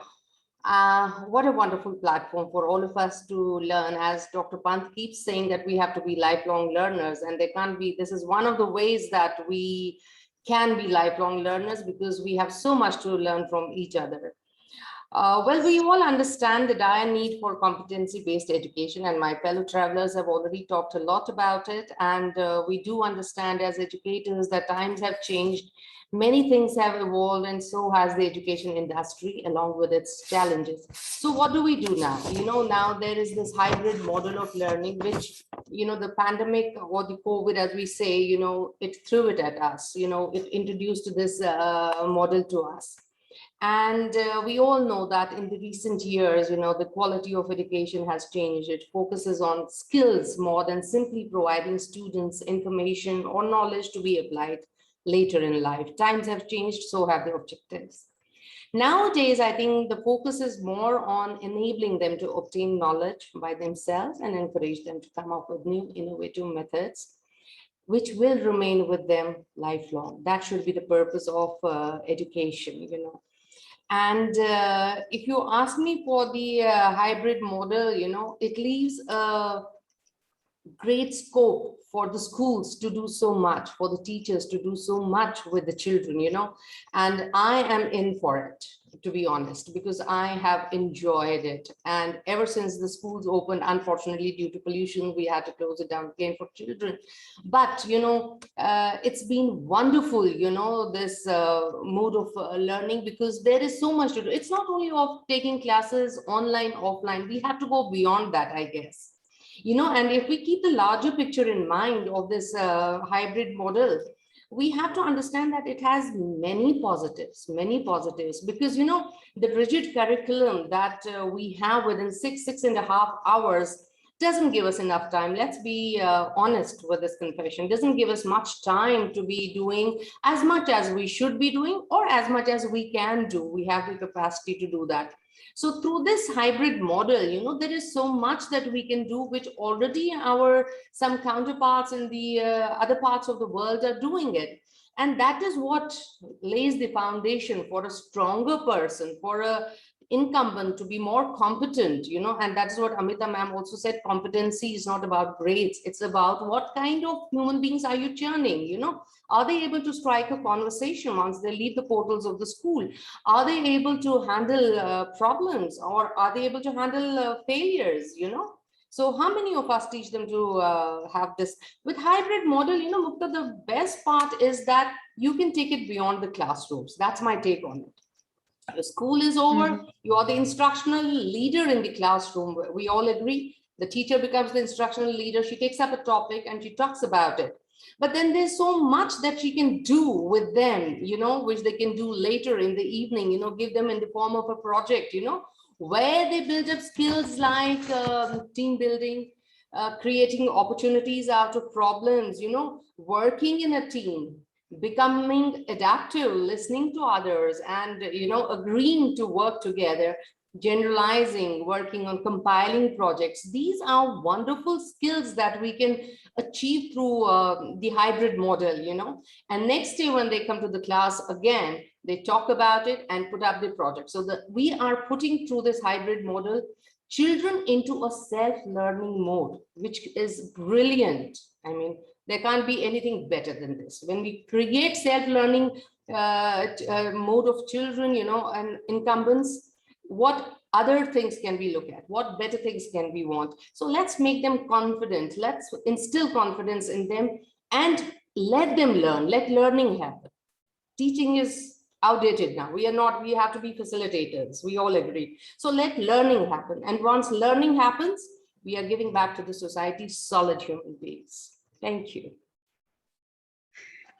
Thank you so much, Ragini. So you say that hybrid model is better.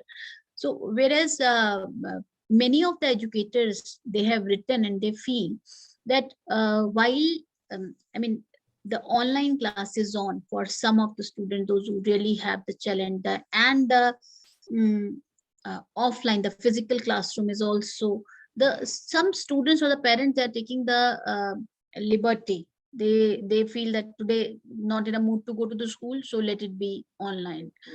Sometimes we got late or we are unwell, but we cannot come to the school, but we'll be we'll be taking it as online.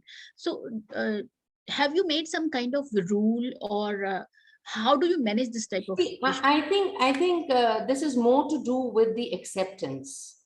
Let's admit that as an Indian, we have to get into that mode of acceptance. We don't accept the change very soon. We are taking things for granted. Half the world, we know in US schools have been working offline, there have been tutoring from home, it's been happening, whatever the reasons, I'm not going to dwell into it. it has been happening there. There are companies, TCS, I was reading just last month, that now in order to take care of many other aspects, it's going to let its employees work online. So why not that? The problem with us is acceptance. I think once we get into that mode of accepting it and taking it on a more serious note, it will surely reap benefits. It will show results which will be there for all stakeholders to see. Yeah. Thank you. So I'll ask the same question to Adiba. Adiba, in UAE, I think the school reopened in the month of August, if I'm not mistaken. Yes, ma'am. August end, September we start. Yeah. So you are the quality supervisor of a school. I want to know from you, like you're not taking a subject, but you are overall, considering all the subjects for ensuring the quality. According to you, or in your particular setup, the scope for flexibility, the scope for innovation, the space for the students, where it is more feasible and effective in online. It cannot be online completely. So I'll just come to hybrid or the physical classroom. Over to Adiba. Thank you so much for having me a part of this August discussion panel. And I would really like to, I'm talking from the ground level because I'm the bridge between the management and the teachers. So I will talk from that perspective. First and foremost, I would like to say that I am in that part of the world where teaching actually happened throughout the pandemic. And now we have moved on to 100% on-site classes. So what challenges that you are talking about, we have lived it. So let me talk to you from what exactly happens in the classroom and how we translated all these things into learning experiences for our children. First and foremost, we are very, very clear that innovation has to be the thread in the fabric of learning. So basic or the mindscape, as Thurgood Bala sir said yesterday, we have to be very clear what is the purpose of education. We are trying to prepare children for a future which is nobody has seen. It's changing so fast, and the learners have to be they have to be at the center of it. I cannot be the deciding factor. Having said that, there are certain systems in place, we have to framework that we have to follow. So in this part of the world, we follow the UAE framework, we follow the NEP. So both the two things are what is the driving force. Right now, when we have moved on to 100% online classes, there are times where on-site classes, there are times when a certain full class goes on, has to be told to move on to a hybrid scenario. So we are used to both the things. We focus on what is the end result of it. We want every child to be a part of the class. So the classrooms are equipped by we have enough technology infrastructure is there. Here the management supports us. We are clear about how to make sure if the child cannot come to school, the school goes to the child's place.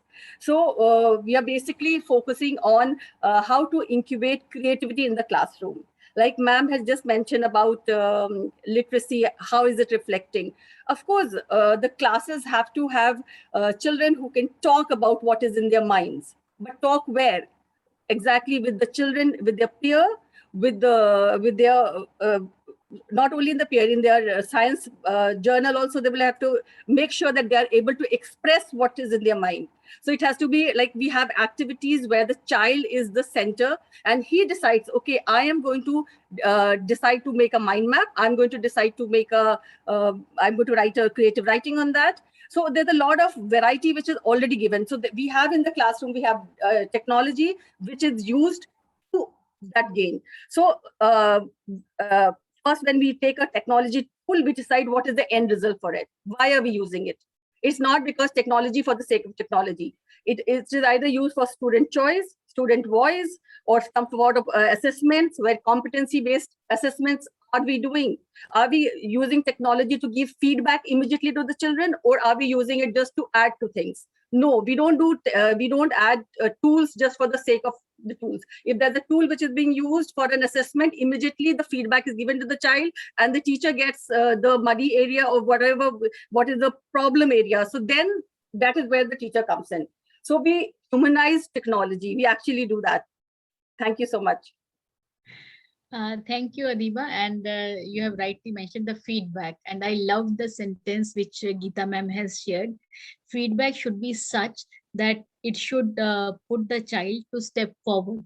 So feedback for step forward. So it should not be back, it should be forward. I love this sentence, Geeta ma'am. Ruchika ma'am, your school is a day boarding school. So the same thing I would like to know from your end also.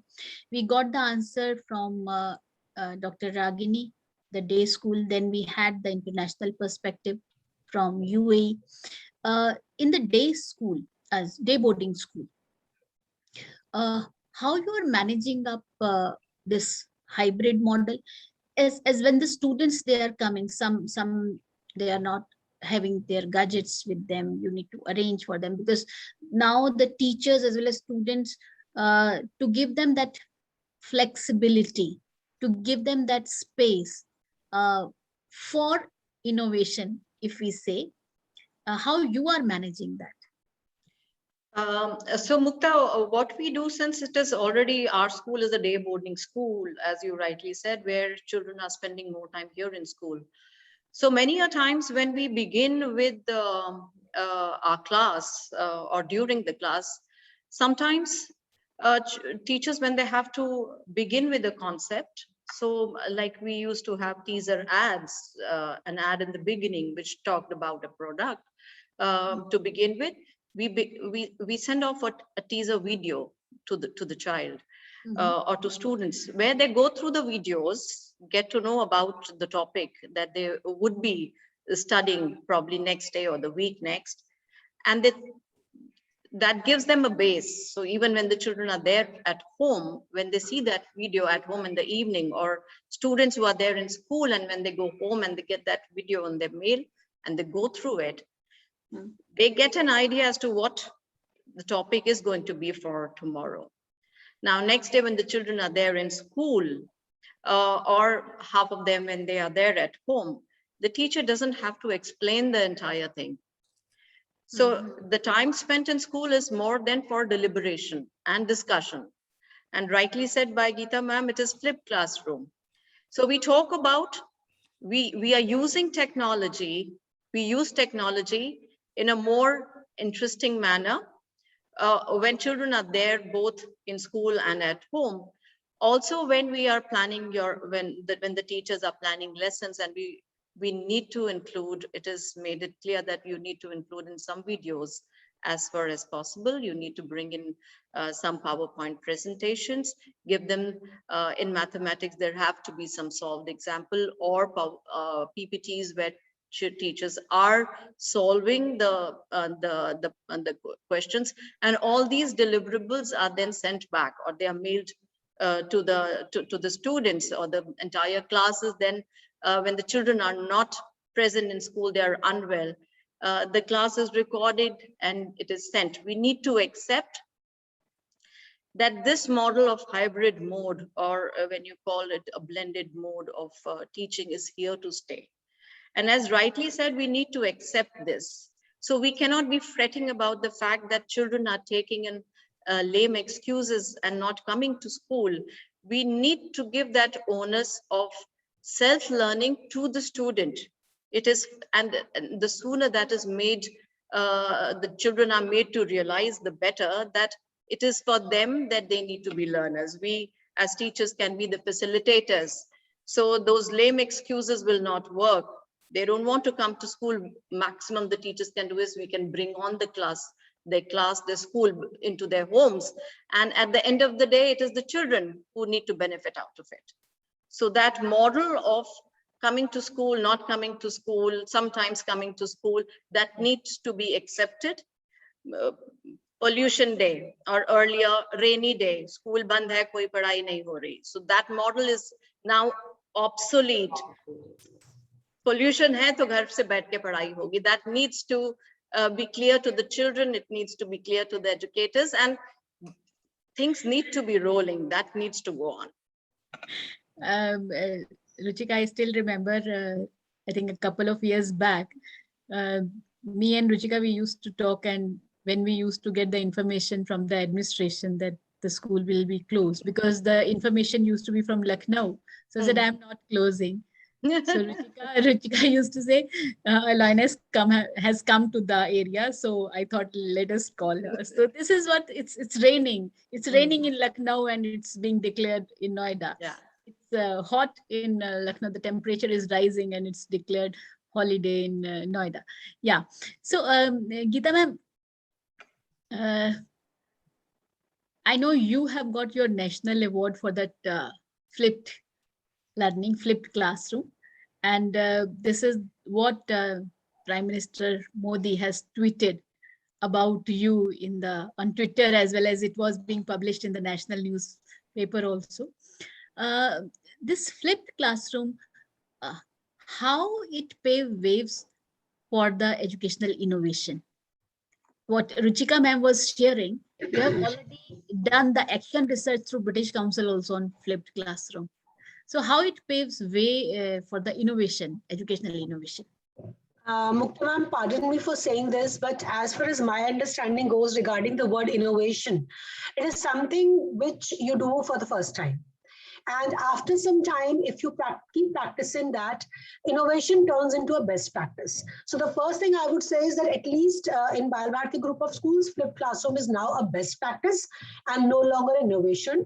We have been doing it for many years successfully. All for the benefit of the viewers, I can just say this, that it is a beautiful way of making your students take the onus of the teaching learning process. So the teaching learning process, when it moves from pedagogy to heterogogy, flipped classroom is the ideal way of doing it. One of the ideal ways of doing it. There are many others. So children watch videos, they see content at home, they read it at their own pace, repeatedly, as many times as they want. And in the class, they are the ones who introduce the lesson. The challenges here, I would caution everyone. Number one, every topic, every chapter cannot be flipped. We can only flip those topics where there is certain prior understanding that the child already has in the lower classes, so that he's able to construct new knowledge, a part of it at least, on the basis of the previous knowledge. Number two, there would be definitely some lacunas, some gaps in his understanding, which need to be plugged in by the teacher. Number three, it is very challenging for the teacher. It is much easier to plan your class the way you have been doing it, even if you have to add differentiated learning and redefine your competency LOs and all that. But when what you were supposed to do in the class has already been taken up by the student, how are you going to further engage the students? That is number one. Number two, how are you going to ensure that whatever you expected the children to do at home, that has been done by all? Because everyone may not be putting in the heart and soul in the content and material that you gave the child to view at home. So these are challenges. And also because flipped classroom talks a lot about collaboration and activities in the class. So classwork has to be converted into group activities, and you need external teacher support also apart from planning support. So these are a few things I would like to share. You have rightly said that innovation is what is being done for the first time. And I was a part of a panel where at IIT Delhi, there was some awards given for technology. And n number of files we received where technology means how to integrate technology. And there was, the prize was basically for Kamla Mukanda, a lady who is running a school in the quite interior of the South. Under the trees, there is no proper building to proper structure, and there was so much of the road. So you talked about that whatever is being done first time, that's the innovation. When the prize was announced, everybody said, we are doing it since long, we are doing it since long. But the question was, what facilities were there? What were the resources available with you? And under what circumstances those teachers and those students, they have done it. So that's great that over the time, the regular practices, they become the best practices. And then as an educator, we need to think what are the next practices beyond the best practices. And again, I'll just take 1 second, Gita ma'am. You said that we just ensure that students do what they are expected to do. Aren't we again caging them? Aren't we putting those boundaries? Where is that flexibility or that freedom to innovate? So here I would say that what we are expecting them is to go through the content and the material at home. The flexibility is there. They can visit and revisit. They can jot down the questions what come to their mind. In the class, they can present their learning in whatever way they want to do. They want to present their learning by talking about it. They want to make a PPT and then present it. They want to make a flow chart and then talk about it. And they are free to ask any questions about their own understanding. The point is they have to be thinkers. They have to have it here. They are not going through the content and rote memorizing it. They are trying to understand. And the teacher says the onus of understanding is on you. If you're not able to fully understand it, come back to us. Pose your questions. So you are giving them confidence. You are giving them expression. You are giving them a platform to be leaders. I mean, it's a wonderful, wonderful mode of teaching, I'll say. All Great. your life skills are groomed very easily through this. And there's a lot of flexibility. Adiba, I'll just ask a question about maintaining the quality. See, we teachers, we design the learning objectives. We break those learning objectives into learning outcomes, and we try to ensure that those learning outcomes are achieved. Once I say learning outcomes are achieved, I personally find a little less scope or flexibility or freedom to the child. While giving that freedom to the child to explore and innovate, how do you maintain the quality, being a quality supervisor? Okay, here I would like to say that we are evaluated on a yearly basis and the results are shared with everybody. I mean, it's published usually. So we cannot the quality at any seriously. At the same time, innovation has to be visible because they say that even the parameters that we get, innovation is there in many of them. So how do we do that? The first thing is we make sure that the school's vision and mission is reflected in the shared purpose among all stakeholders. So everybody, like, it's not that only the management is aware about it. Every teacher, every student, every individual has to be a part of it. So there's a shared purpose among the team. Then the second thing is how does this reflect in the classroom? Now, here I would like to share just one incident of what happened. I was observing a workshop which was happening with smaller children. It was grade 2 level, and the teacher was told them an example of orange being both it's a naming word as well, and it's a color also, so adjective also. So that's what she was trying to teach. So she said, okay, can anybody give me some more examples? So one child came up with peach, which we thought was it's quite easy to get. Then one child said sapphire, and then she told that it's used by the army to create glass which is bulletproof and it saves them. This is a grade level child who was telling me all this. So I just went and asked. I didn't know this, so I Googled first. It was a fact. So I went and asked her, how did you come to know? So she said, ma'am, we were given a Flipgrid link was given to us where we were allowed to go and research on any 5 gems of our choice and record our whatever research that we came up with. So that is how the child, now see, it was a English class. She managed to critically think, use her existing knowledge, which she found by independent research, and she shared it with the class.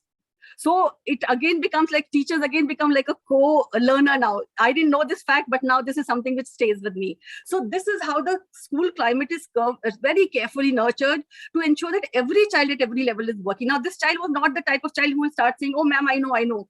I mean, she was a very quiet child, but with technology, we were able to reach to them.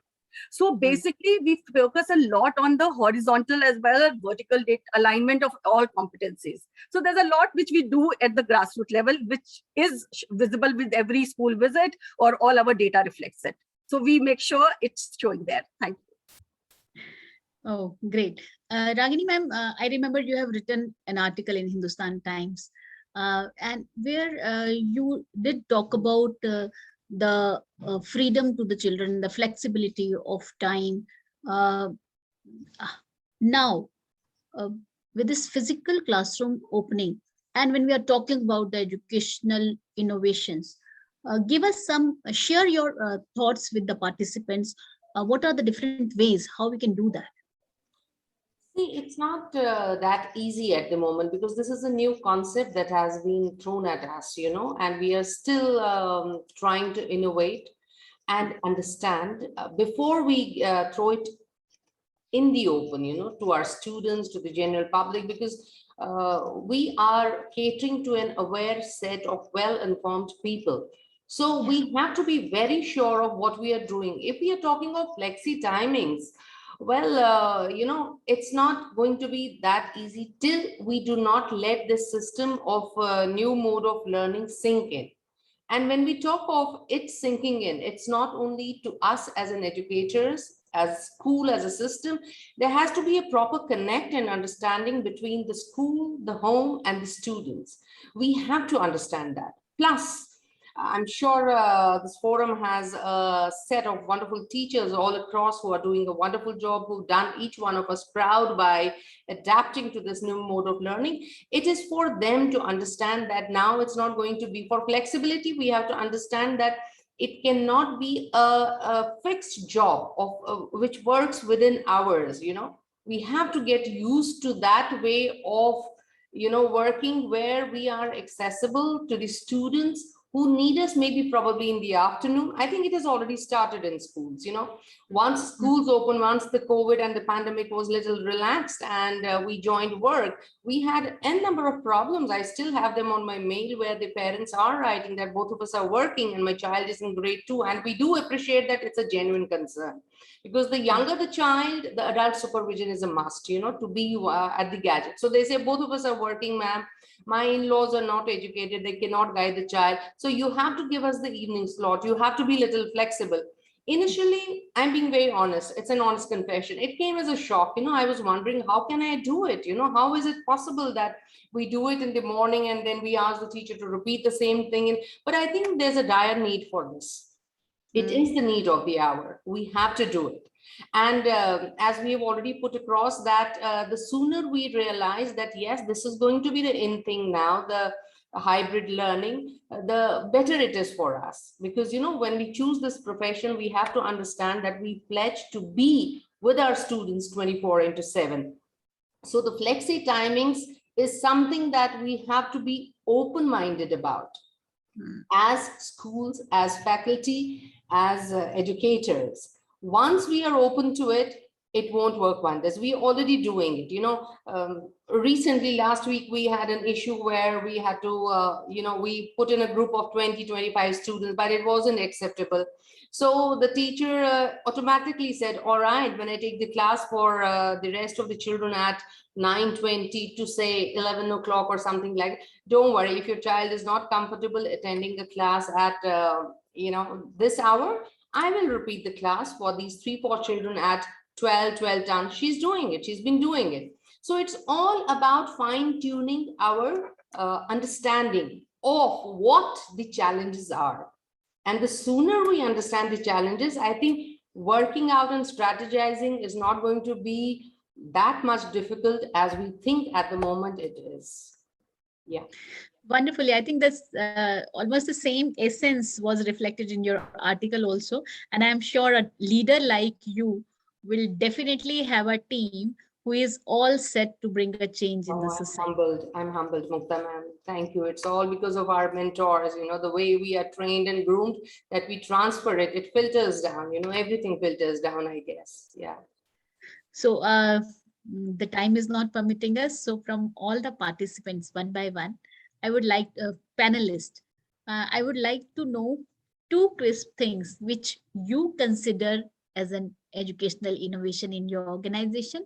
Once again, I'll repeat, it's not necessary that something you and somebody else has already done that, but the happiness, the pride the school, the family, the child, which is having that is innovation for us. So we'll start with Ruchika ma'am. Ruchika ma'am, please mention any two educational innovation in your school.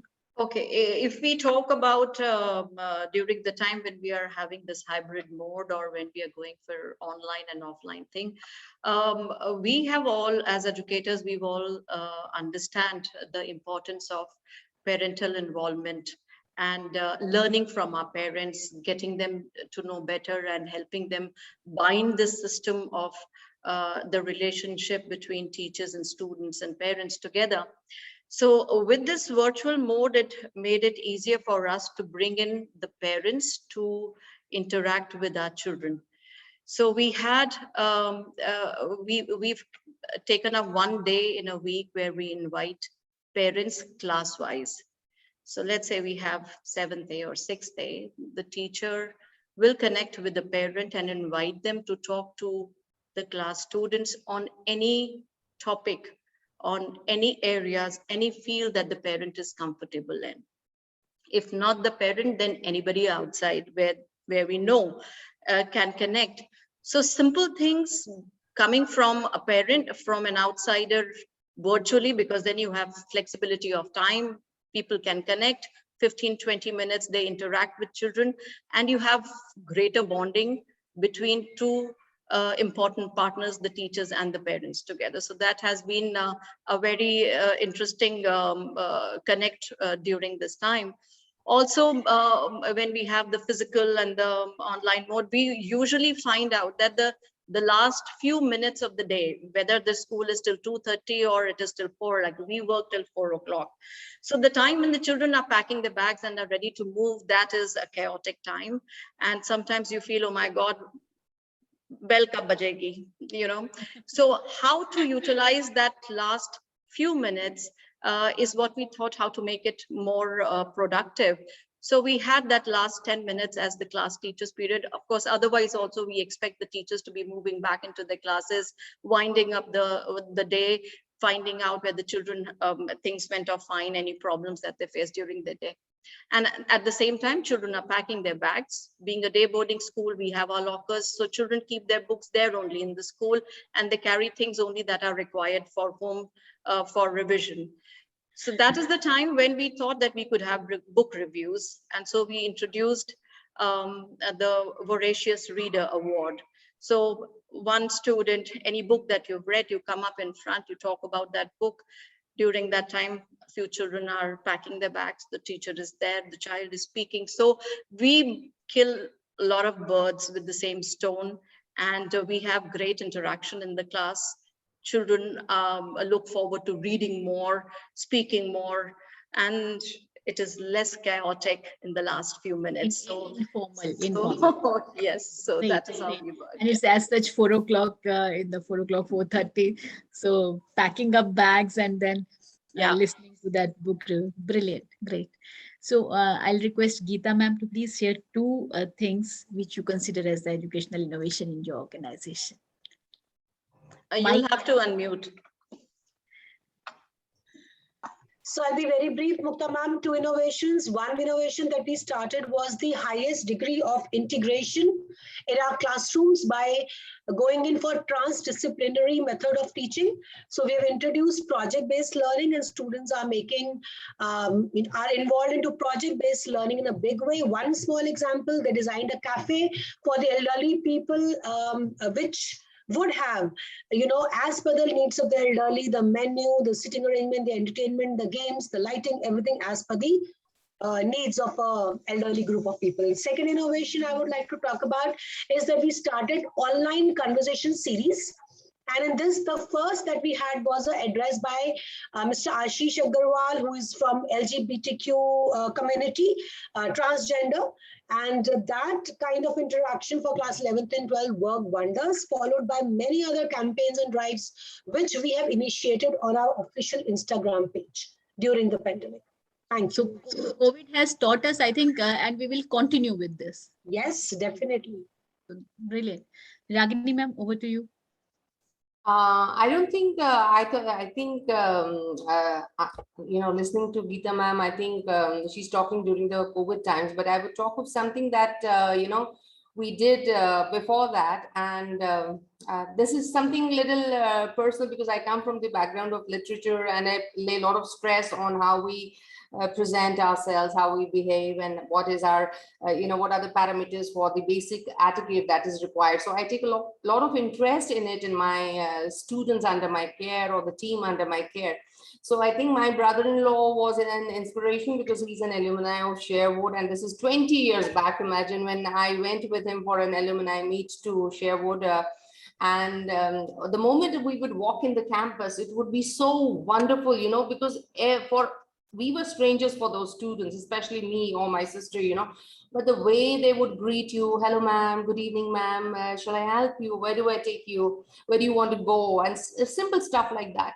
And when I came back and I started wondering, what is it that we don't do with children here that these people are doing there?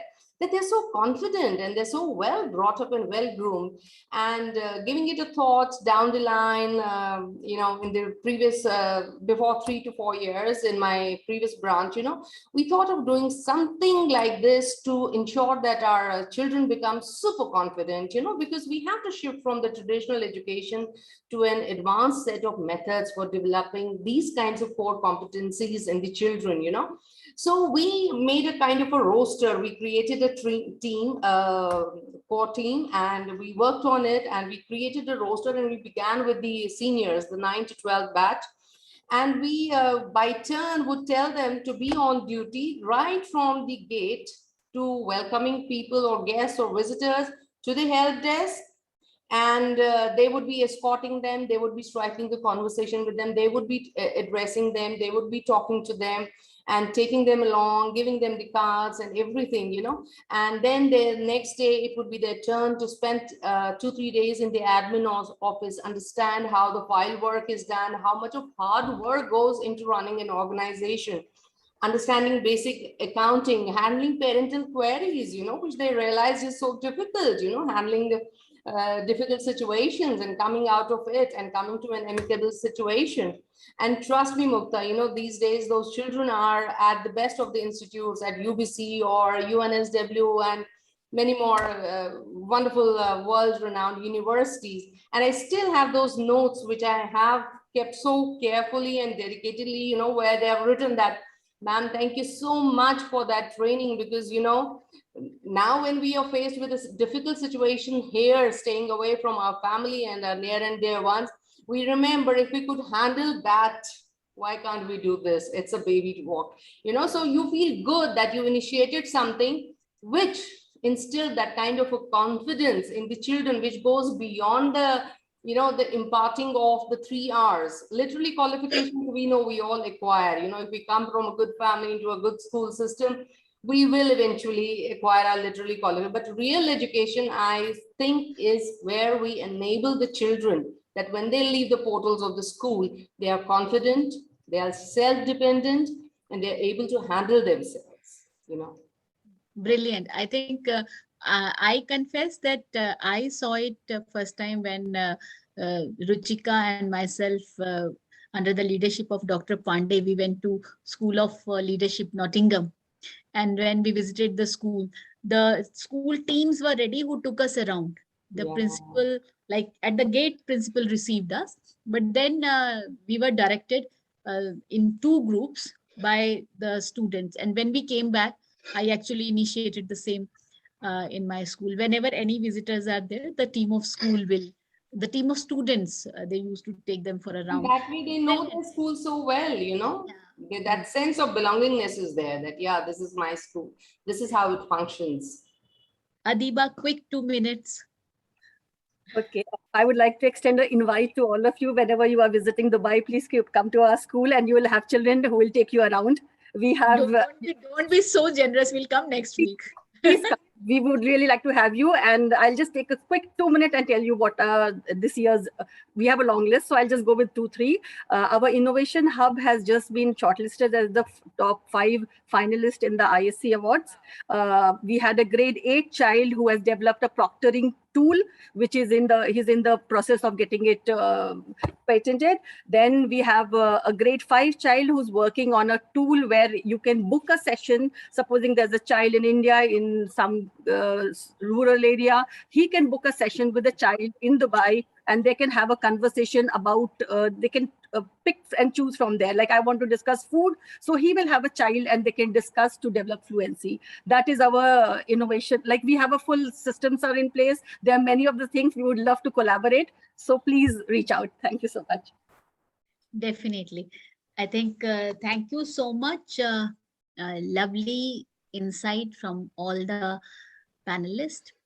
I do not know to what extent I could do justice. I definitely cannot get fit into Sudha's shoes, but I enjoyed thoroughly, and the remarks also show that participants have also enjoyed. I am sure I hope I did not torture much panelists. No, not You've been great, Mukhtab. Yeah. Not at all, ma'am. It's such a delight and honor to be having a session with you. So you can see the chat box. So everybody has enjoyed, so I'm happy about it. Yes, may I request Amita ma'am to kindly wrap up by telling a few value points, and then we'll move for the valedictory by our mentor, Dr. Ashok Pandey. Over to Amita, please. Thank you, ma'am. After the ball was set rolling about the need to evolve competencies by Mukhtab ma'am, each of the panelists came up with their own reflections on the topic. Mrs. Ruchika Sharma, with her years of experience in language teaching, discussed how the perspective needs to change towards language learning in terms of content delivery, communication, and evaluation. Dr. Geeta Gangavani, highlighting her inclination towards science and mathematics, pointed out how real-world application-based learning would help students become metacognitive thinkers. She also emphasized upon the necessity of including competencies in the lesson plans, which would subsequently penetrate into classrooms. Mrs. Ragini Kaul, with an open-minded approach, pointed out the positives of the hybrid model of education that the pandemic has introduced us to. Self-learning is the biggest blessing that has come out of it, according to her. Mrs. Adiba Wasim, advocating the usage of technology in the process of learning, mentioned various ways in which it could be used in enriching the class even further and enabling better assessments. So to sum it up, it is vital for both the learners and the educators to accept the change and evolve accordingly in order to ensure continued and worthwhile learning to happen. Thank you, ma'am. Thank you so much. I think, Kriti ma'am, you need to change the setting of the screen. We could not see Amita at all. It's perfectly fine. I'll take just 2 minutes to share the video of our gold sponsor. May I request Simran ma'am to kindly play the video? Sure, ma'am.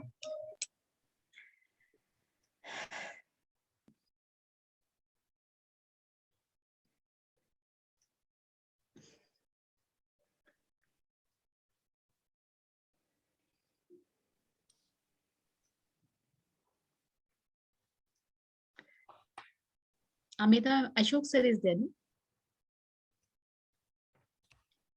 Yes, I'm there. I'm there. Don't worry. Just 2 minutes video. Yeah, please, And, please. yeah. Sure. Simran, is there a challenge? No, ma'am.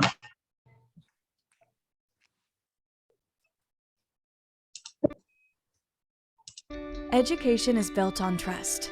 But in today's landscape, schools and universities are faced with more sophisticated types of misconduct than ever before. That's why we created Turnitin Originality, the new standard in academic integrity. This comprehensive solution gives students, instructors, and administrators the tools to identify unoriginal work and reveal insights. Originality teaches students the value of integrity, helping them to avoid plagiarism and develop their original thinking skills.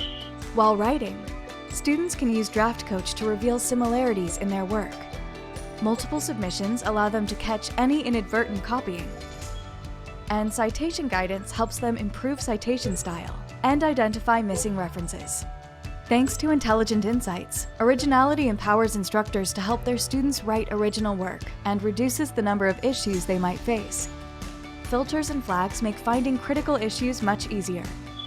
Then there's the document details, which surfaces metadata so instructors can easily view the origin of students' work. When it comes to protecting their institutional reputation, administrators can use Originality to mitigate the risks of misconduct. In an intuitive dashboard, work that shows signs of misconduct are flagged. The document can then be clicked for more information and processed into a full detailed report. So whether you're a student who needs help writing, an instructor looking to verify original work, or an administrator working to preserve trust in your institution, Originality keeps integrity at the core of everything you do. Turn it in Originality, the new standard in academic integrity.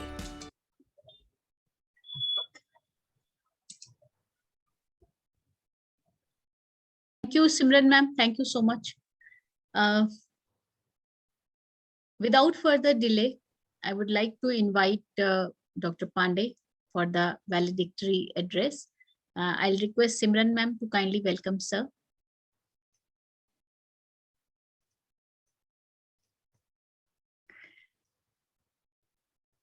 Yes, ma'am.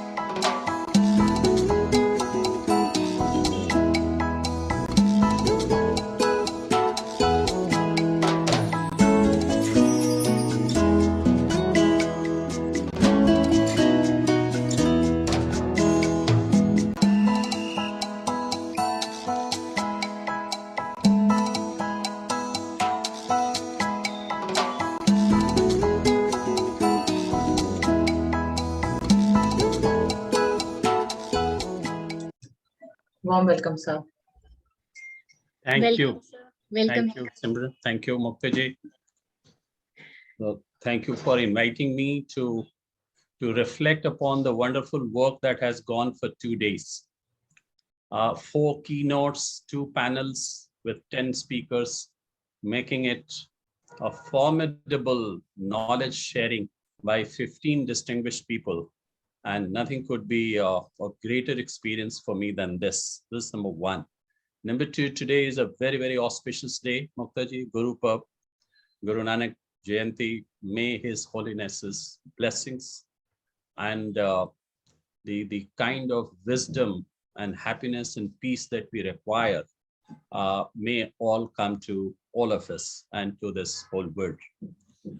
My first of all, congratulations to you, your team, all the speakers and participants, your sponsors, Turnitin. You may not have any idea, but anyone like me seeing it from the outside, not in the same frame as you are, can make it out easily what a great accomplishment it has been. I have listened to all the speakers and I have acquired so much of knowledge and wisdom that it is a very short time for me indeed. Short time not for speaking, short time between speakers and my speaking now, that I have not been able to prepare all my reflections.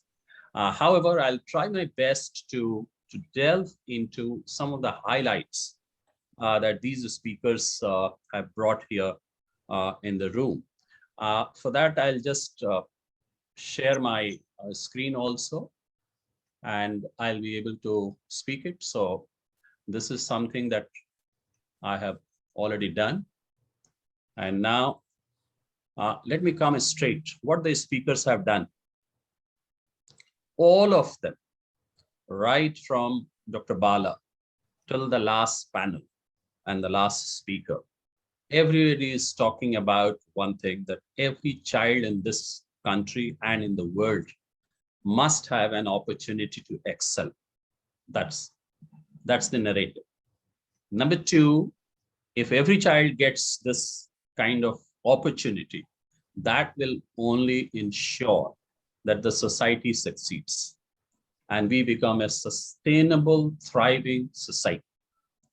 And the third thing is, most of the speakers have said it in unequivocal terms, that education is not finite.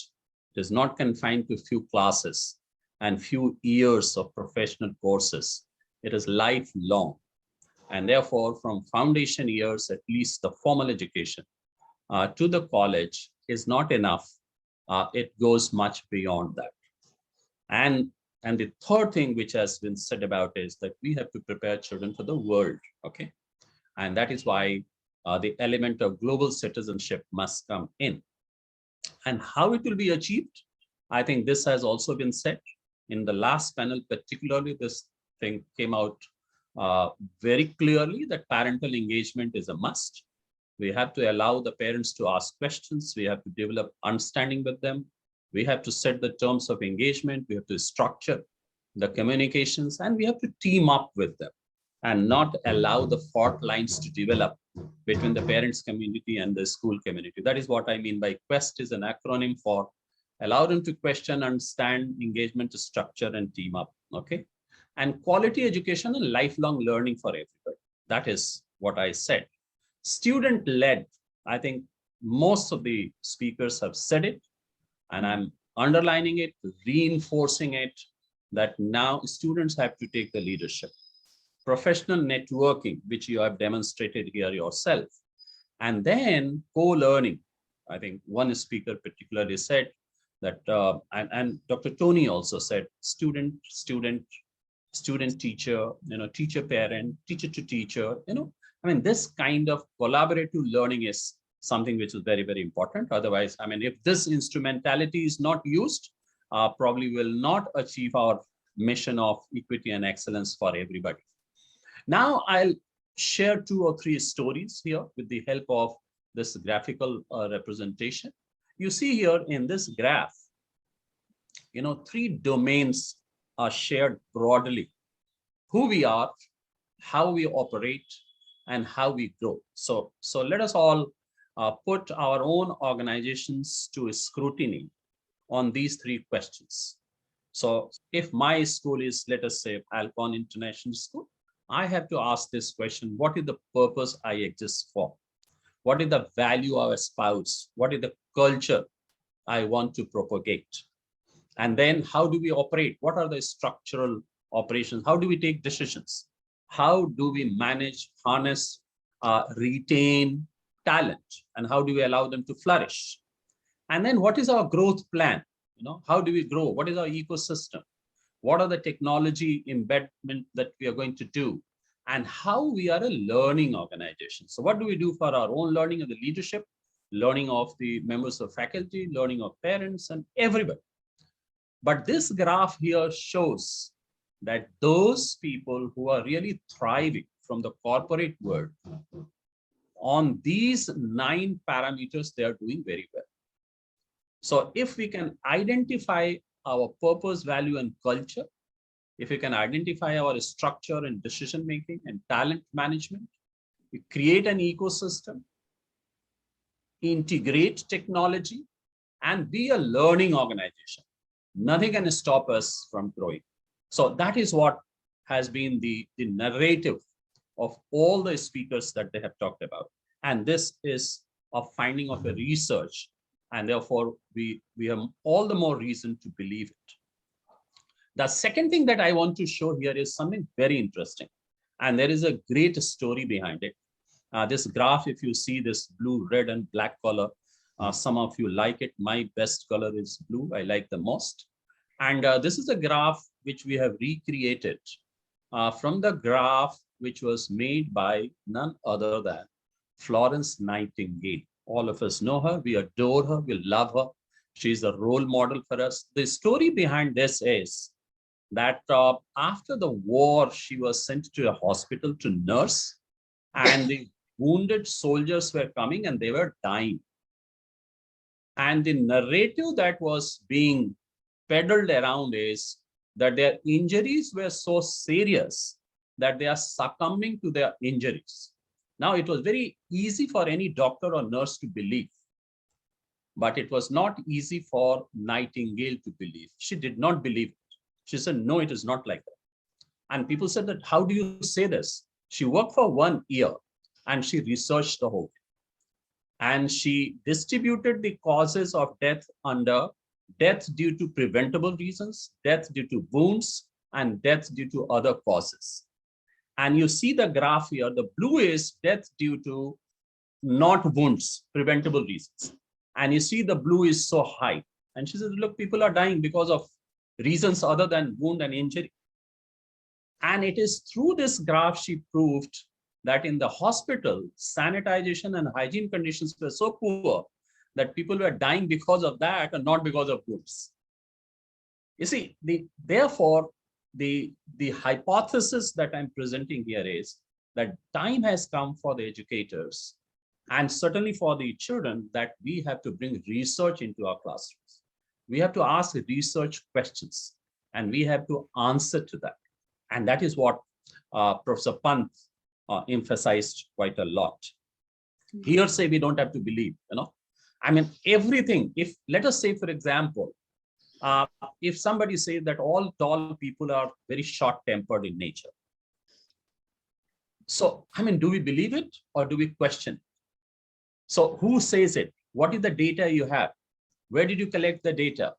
Is that data representative of the entire population of tall people or not?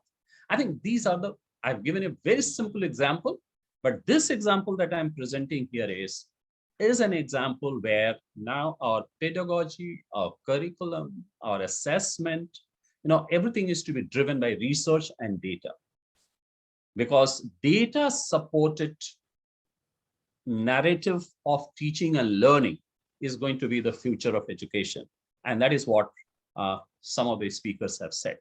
All of us know that steam engine, electricity, electronics, digitization, it ruled the world for centuries.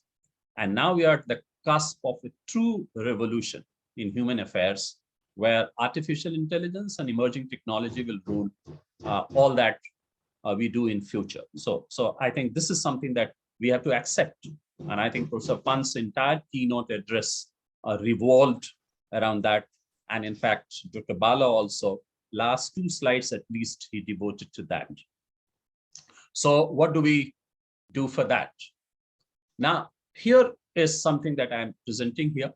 Now, this is also a research finding. And the story behind this research finding is very useful for the educators, that our teachers' 50 hours, how they are spent generally. So 10 hours for preparation, 6+ hours for evaluation and feedback, 5 hours for administrative work, student instruction engagement, 16 hours, actual classroom teaching, as we say, and professional development, let us say 3 hours, student coaching, and advising them, counseling them, another 4 hours, and looking after the discipline, behavior, socio-emotional skills, attitude, etc., another 3.5 hours. Now you see the intervention of technology. The research has proved that the square that you see in blue under the larger square black is something which technology can do for us. And if you calculate it, 5, 3, 8 to 10 and 12 and 11 hours out of this 50 hours makes around 20 to 25% that can be offloaded from these teachers' work. And those hours can be devoted to something which we want to do for the development of the children or our own development, student instruction time, counseling them, mentoring them, coaching them. So that is where the new technology, or the artificial intelligence as we call it, going to make a difference for us. And that is when we are saying that we have to harness the power of artificial intelligence and new technologies and supercomputing and all that. This is where it is going to do. And hence, since I heard many of the leaders speaking, that we have to bring about shifts in our thought process, mind change. We have to allow teachers around us to flourish, to think, to take leadership roles, unleashing their potential. So I think it is necessary to understand where is the actual requirement of the teachers. How teachers, two very interesting things in this graph, if somebody has noticed it, that being a coach and counselor to the children, and being a socio-emotional skill developer for them, artificial intelligence and emerging technologies have not played much role there. And therefore, these two blocks are totally available to the teachers, and they are the most important things also. And therefore, probably we can reallocate our time on these two things rather than on some of those mundane routine things. So this was something which was also said. Now, this is almost a summary of the entire thing. And our entire education process now is driven by our national commitments, by our international commitments, by the policy, which is in the form of national education policy.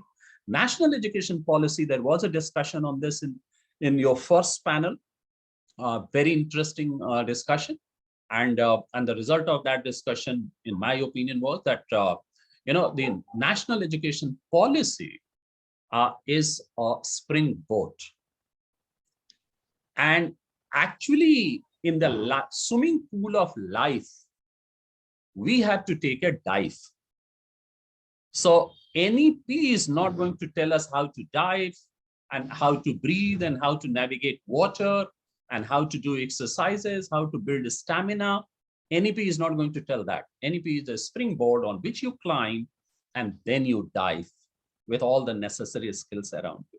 So that is the role that NEP is going to play as a policy document. So that was the discussion that I'm very, very fascinated about. And therefore, the entire education, your topic has been the transforming education, in the modern world and for the future. And therefore, let us keep future skills in mind. I'm very fascinated about one of the habits that Stephen Ovin has said, that have the end in mind. So what is the end in mind? We want the children to have future skills. We want the children to become adaptive learners, adaptive experts. We want them to learn on the job.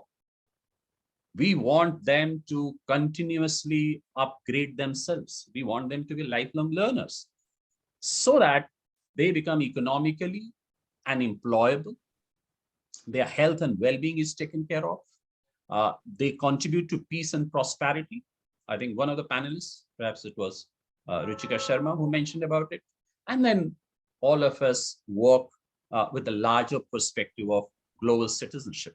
So if this is the end in mind, and this is the kind of skill that we want to develop, then we need to develop infrastructure for that. We need to develop a very strong policy for that. And we need to develop strong institutions which we are heading or we are working for. And therefore, we have to keep in mind that we work for institutions which are centers of excellence. We want to work for institutions which are character building centers, where human capital is nurtured and those assets are invested in. And those assets in turn become the sustainable communities, catalysts for sustainable communities. And for that, again, it is necessary that we develop a culture where no child is left behind. No child is left just because of the background or the parentage or socioeconomic background or linguistic background. And if that is our value system, then probably we will be in a position to reboot our education system, which will be transformed and which will be future ready. So this is something, in my opinion, is very, very important. I also want to take this slide to tell a couple of things very quickly, that the role of the teachers and the role of educational institutional leaders is very, very important here. And we have to really be very mindful and conscious that when we go to the classroom, what do children look up to? We talked about innovation. I think innovation by the teacher herself is one of the expectations for the children. And how do they expect it? They want that as a teacher, we are adaptive and we learn and we build our competencies. We grow with the children, and children and teachers become the co-learners in the whole process. Children feel very happy at the accomplishment of their own teachers. They applaud it, they celebrate it. And therefore, a self-learning teacher, a teacher who is building her competency, investing her professional development, and at the same time, being very effective and impactful and inspiring for the children around her. These are the two basic expectations for these students. And the third expectation, of course, is what your topic says, that if we have to transform education, I think we have to transform ourselves to be the transformational or transformative teachers. So we transform ourselves, and then we are able to bring in transformation in the children, and then children become the agents of change in the society. So I think these are some of the things which has emerged as a nugget or as a knowledge piece or as an action point as a result of these 14 people who have deliberated for the past 2 days. And therefore, I fully agree with some of the people who have made this point that ultimately the purpose of education, we are talking about the processes, how it will happen. But at the end of this processing, through the life cycle or the school life cycle of the students, end product, the students, when they go to the life, we all want them to be human beings. And I think that was the crux of the presentation that Amita made, that if we are human beings, then only we'll take care that nobody on this world is hungry or poor or suffering from lack of water or energy or opportunity or employment, or collectively we continue to suffer due to climate changes, inequalities, and therefore our institutions start suffering, peace is disturbed, and we become a society filled with tension. Nobody wants that. And hence our education must have the ultimate goal.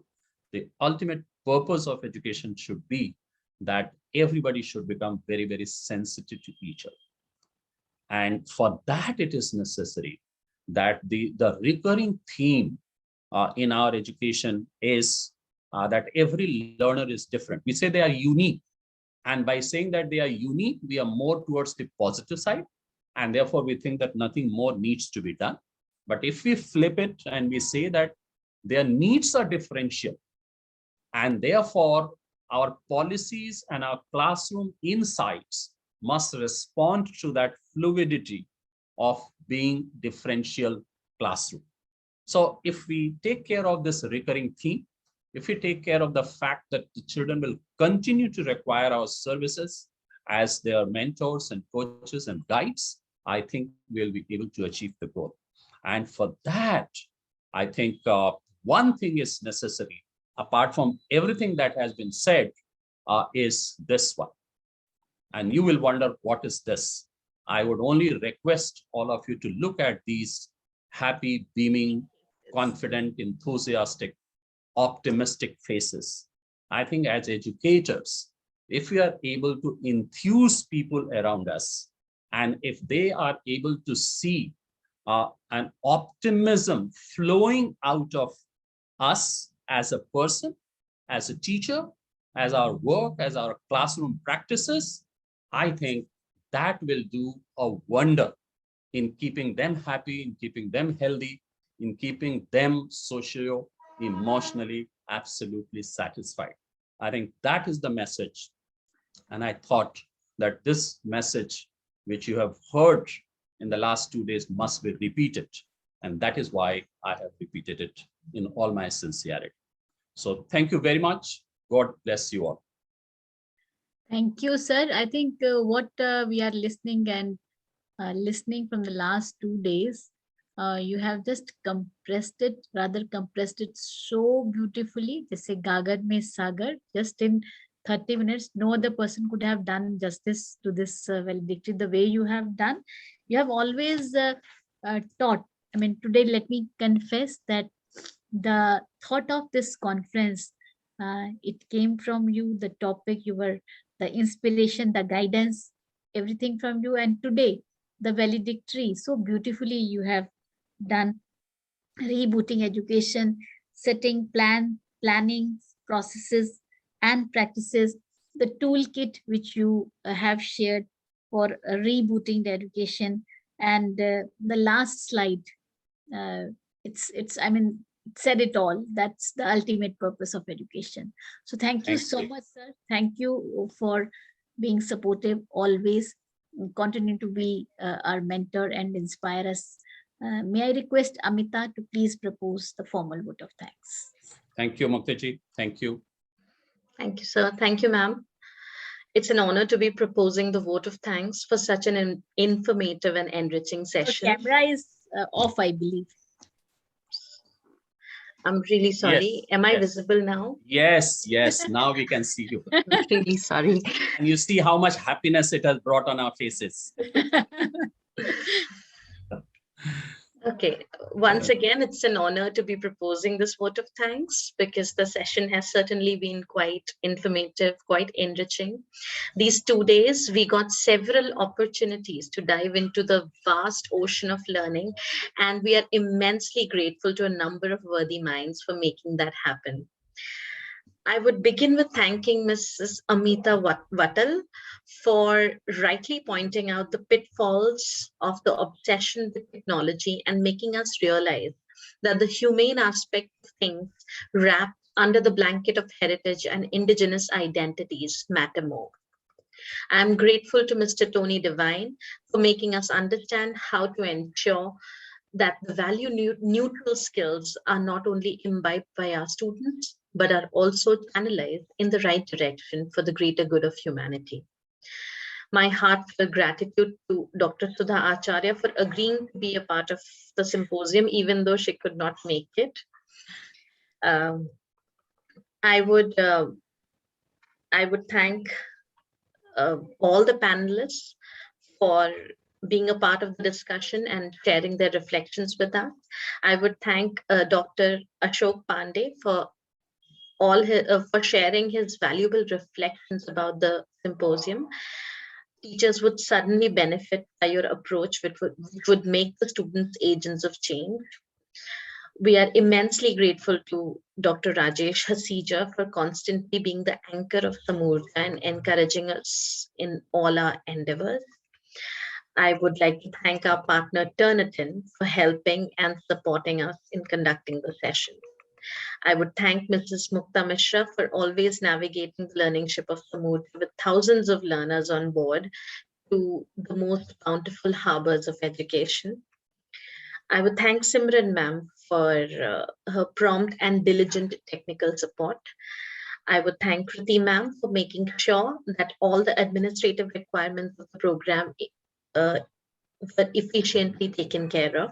And lastly, and most importantly, we are extremely grateful to all the attendees and those watching us on social media for believing in us and taking their time out for engaging with us. Thank you so much. Thank you. Thank you, Amita.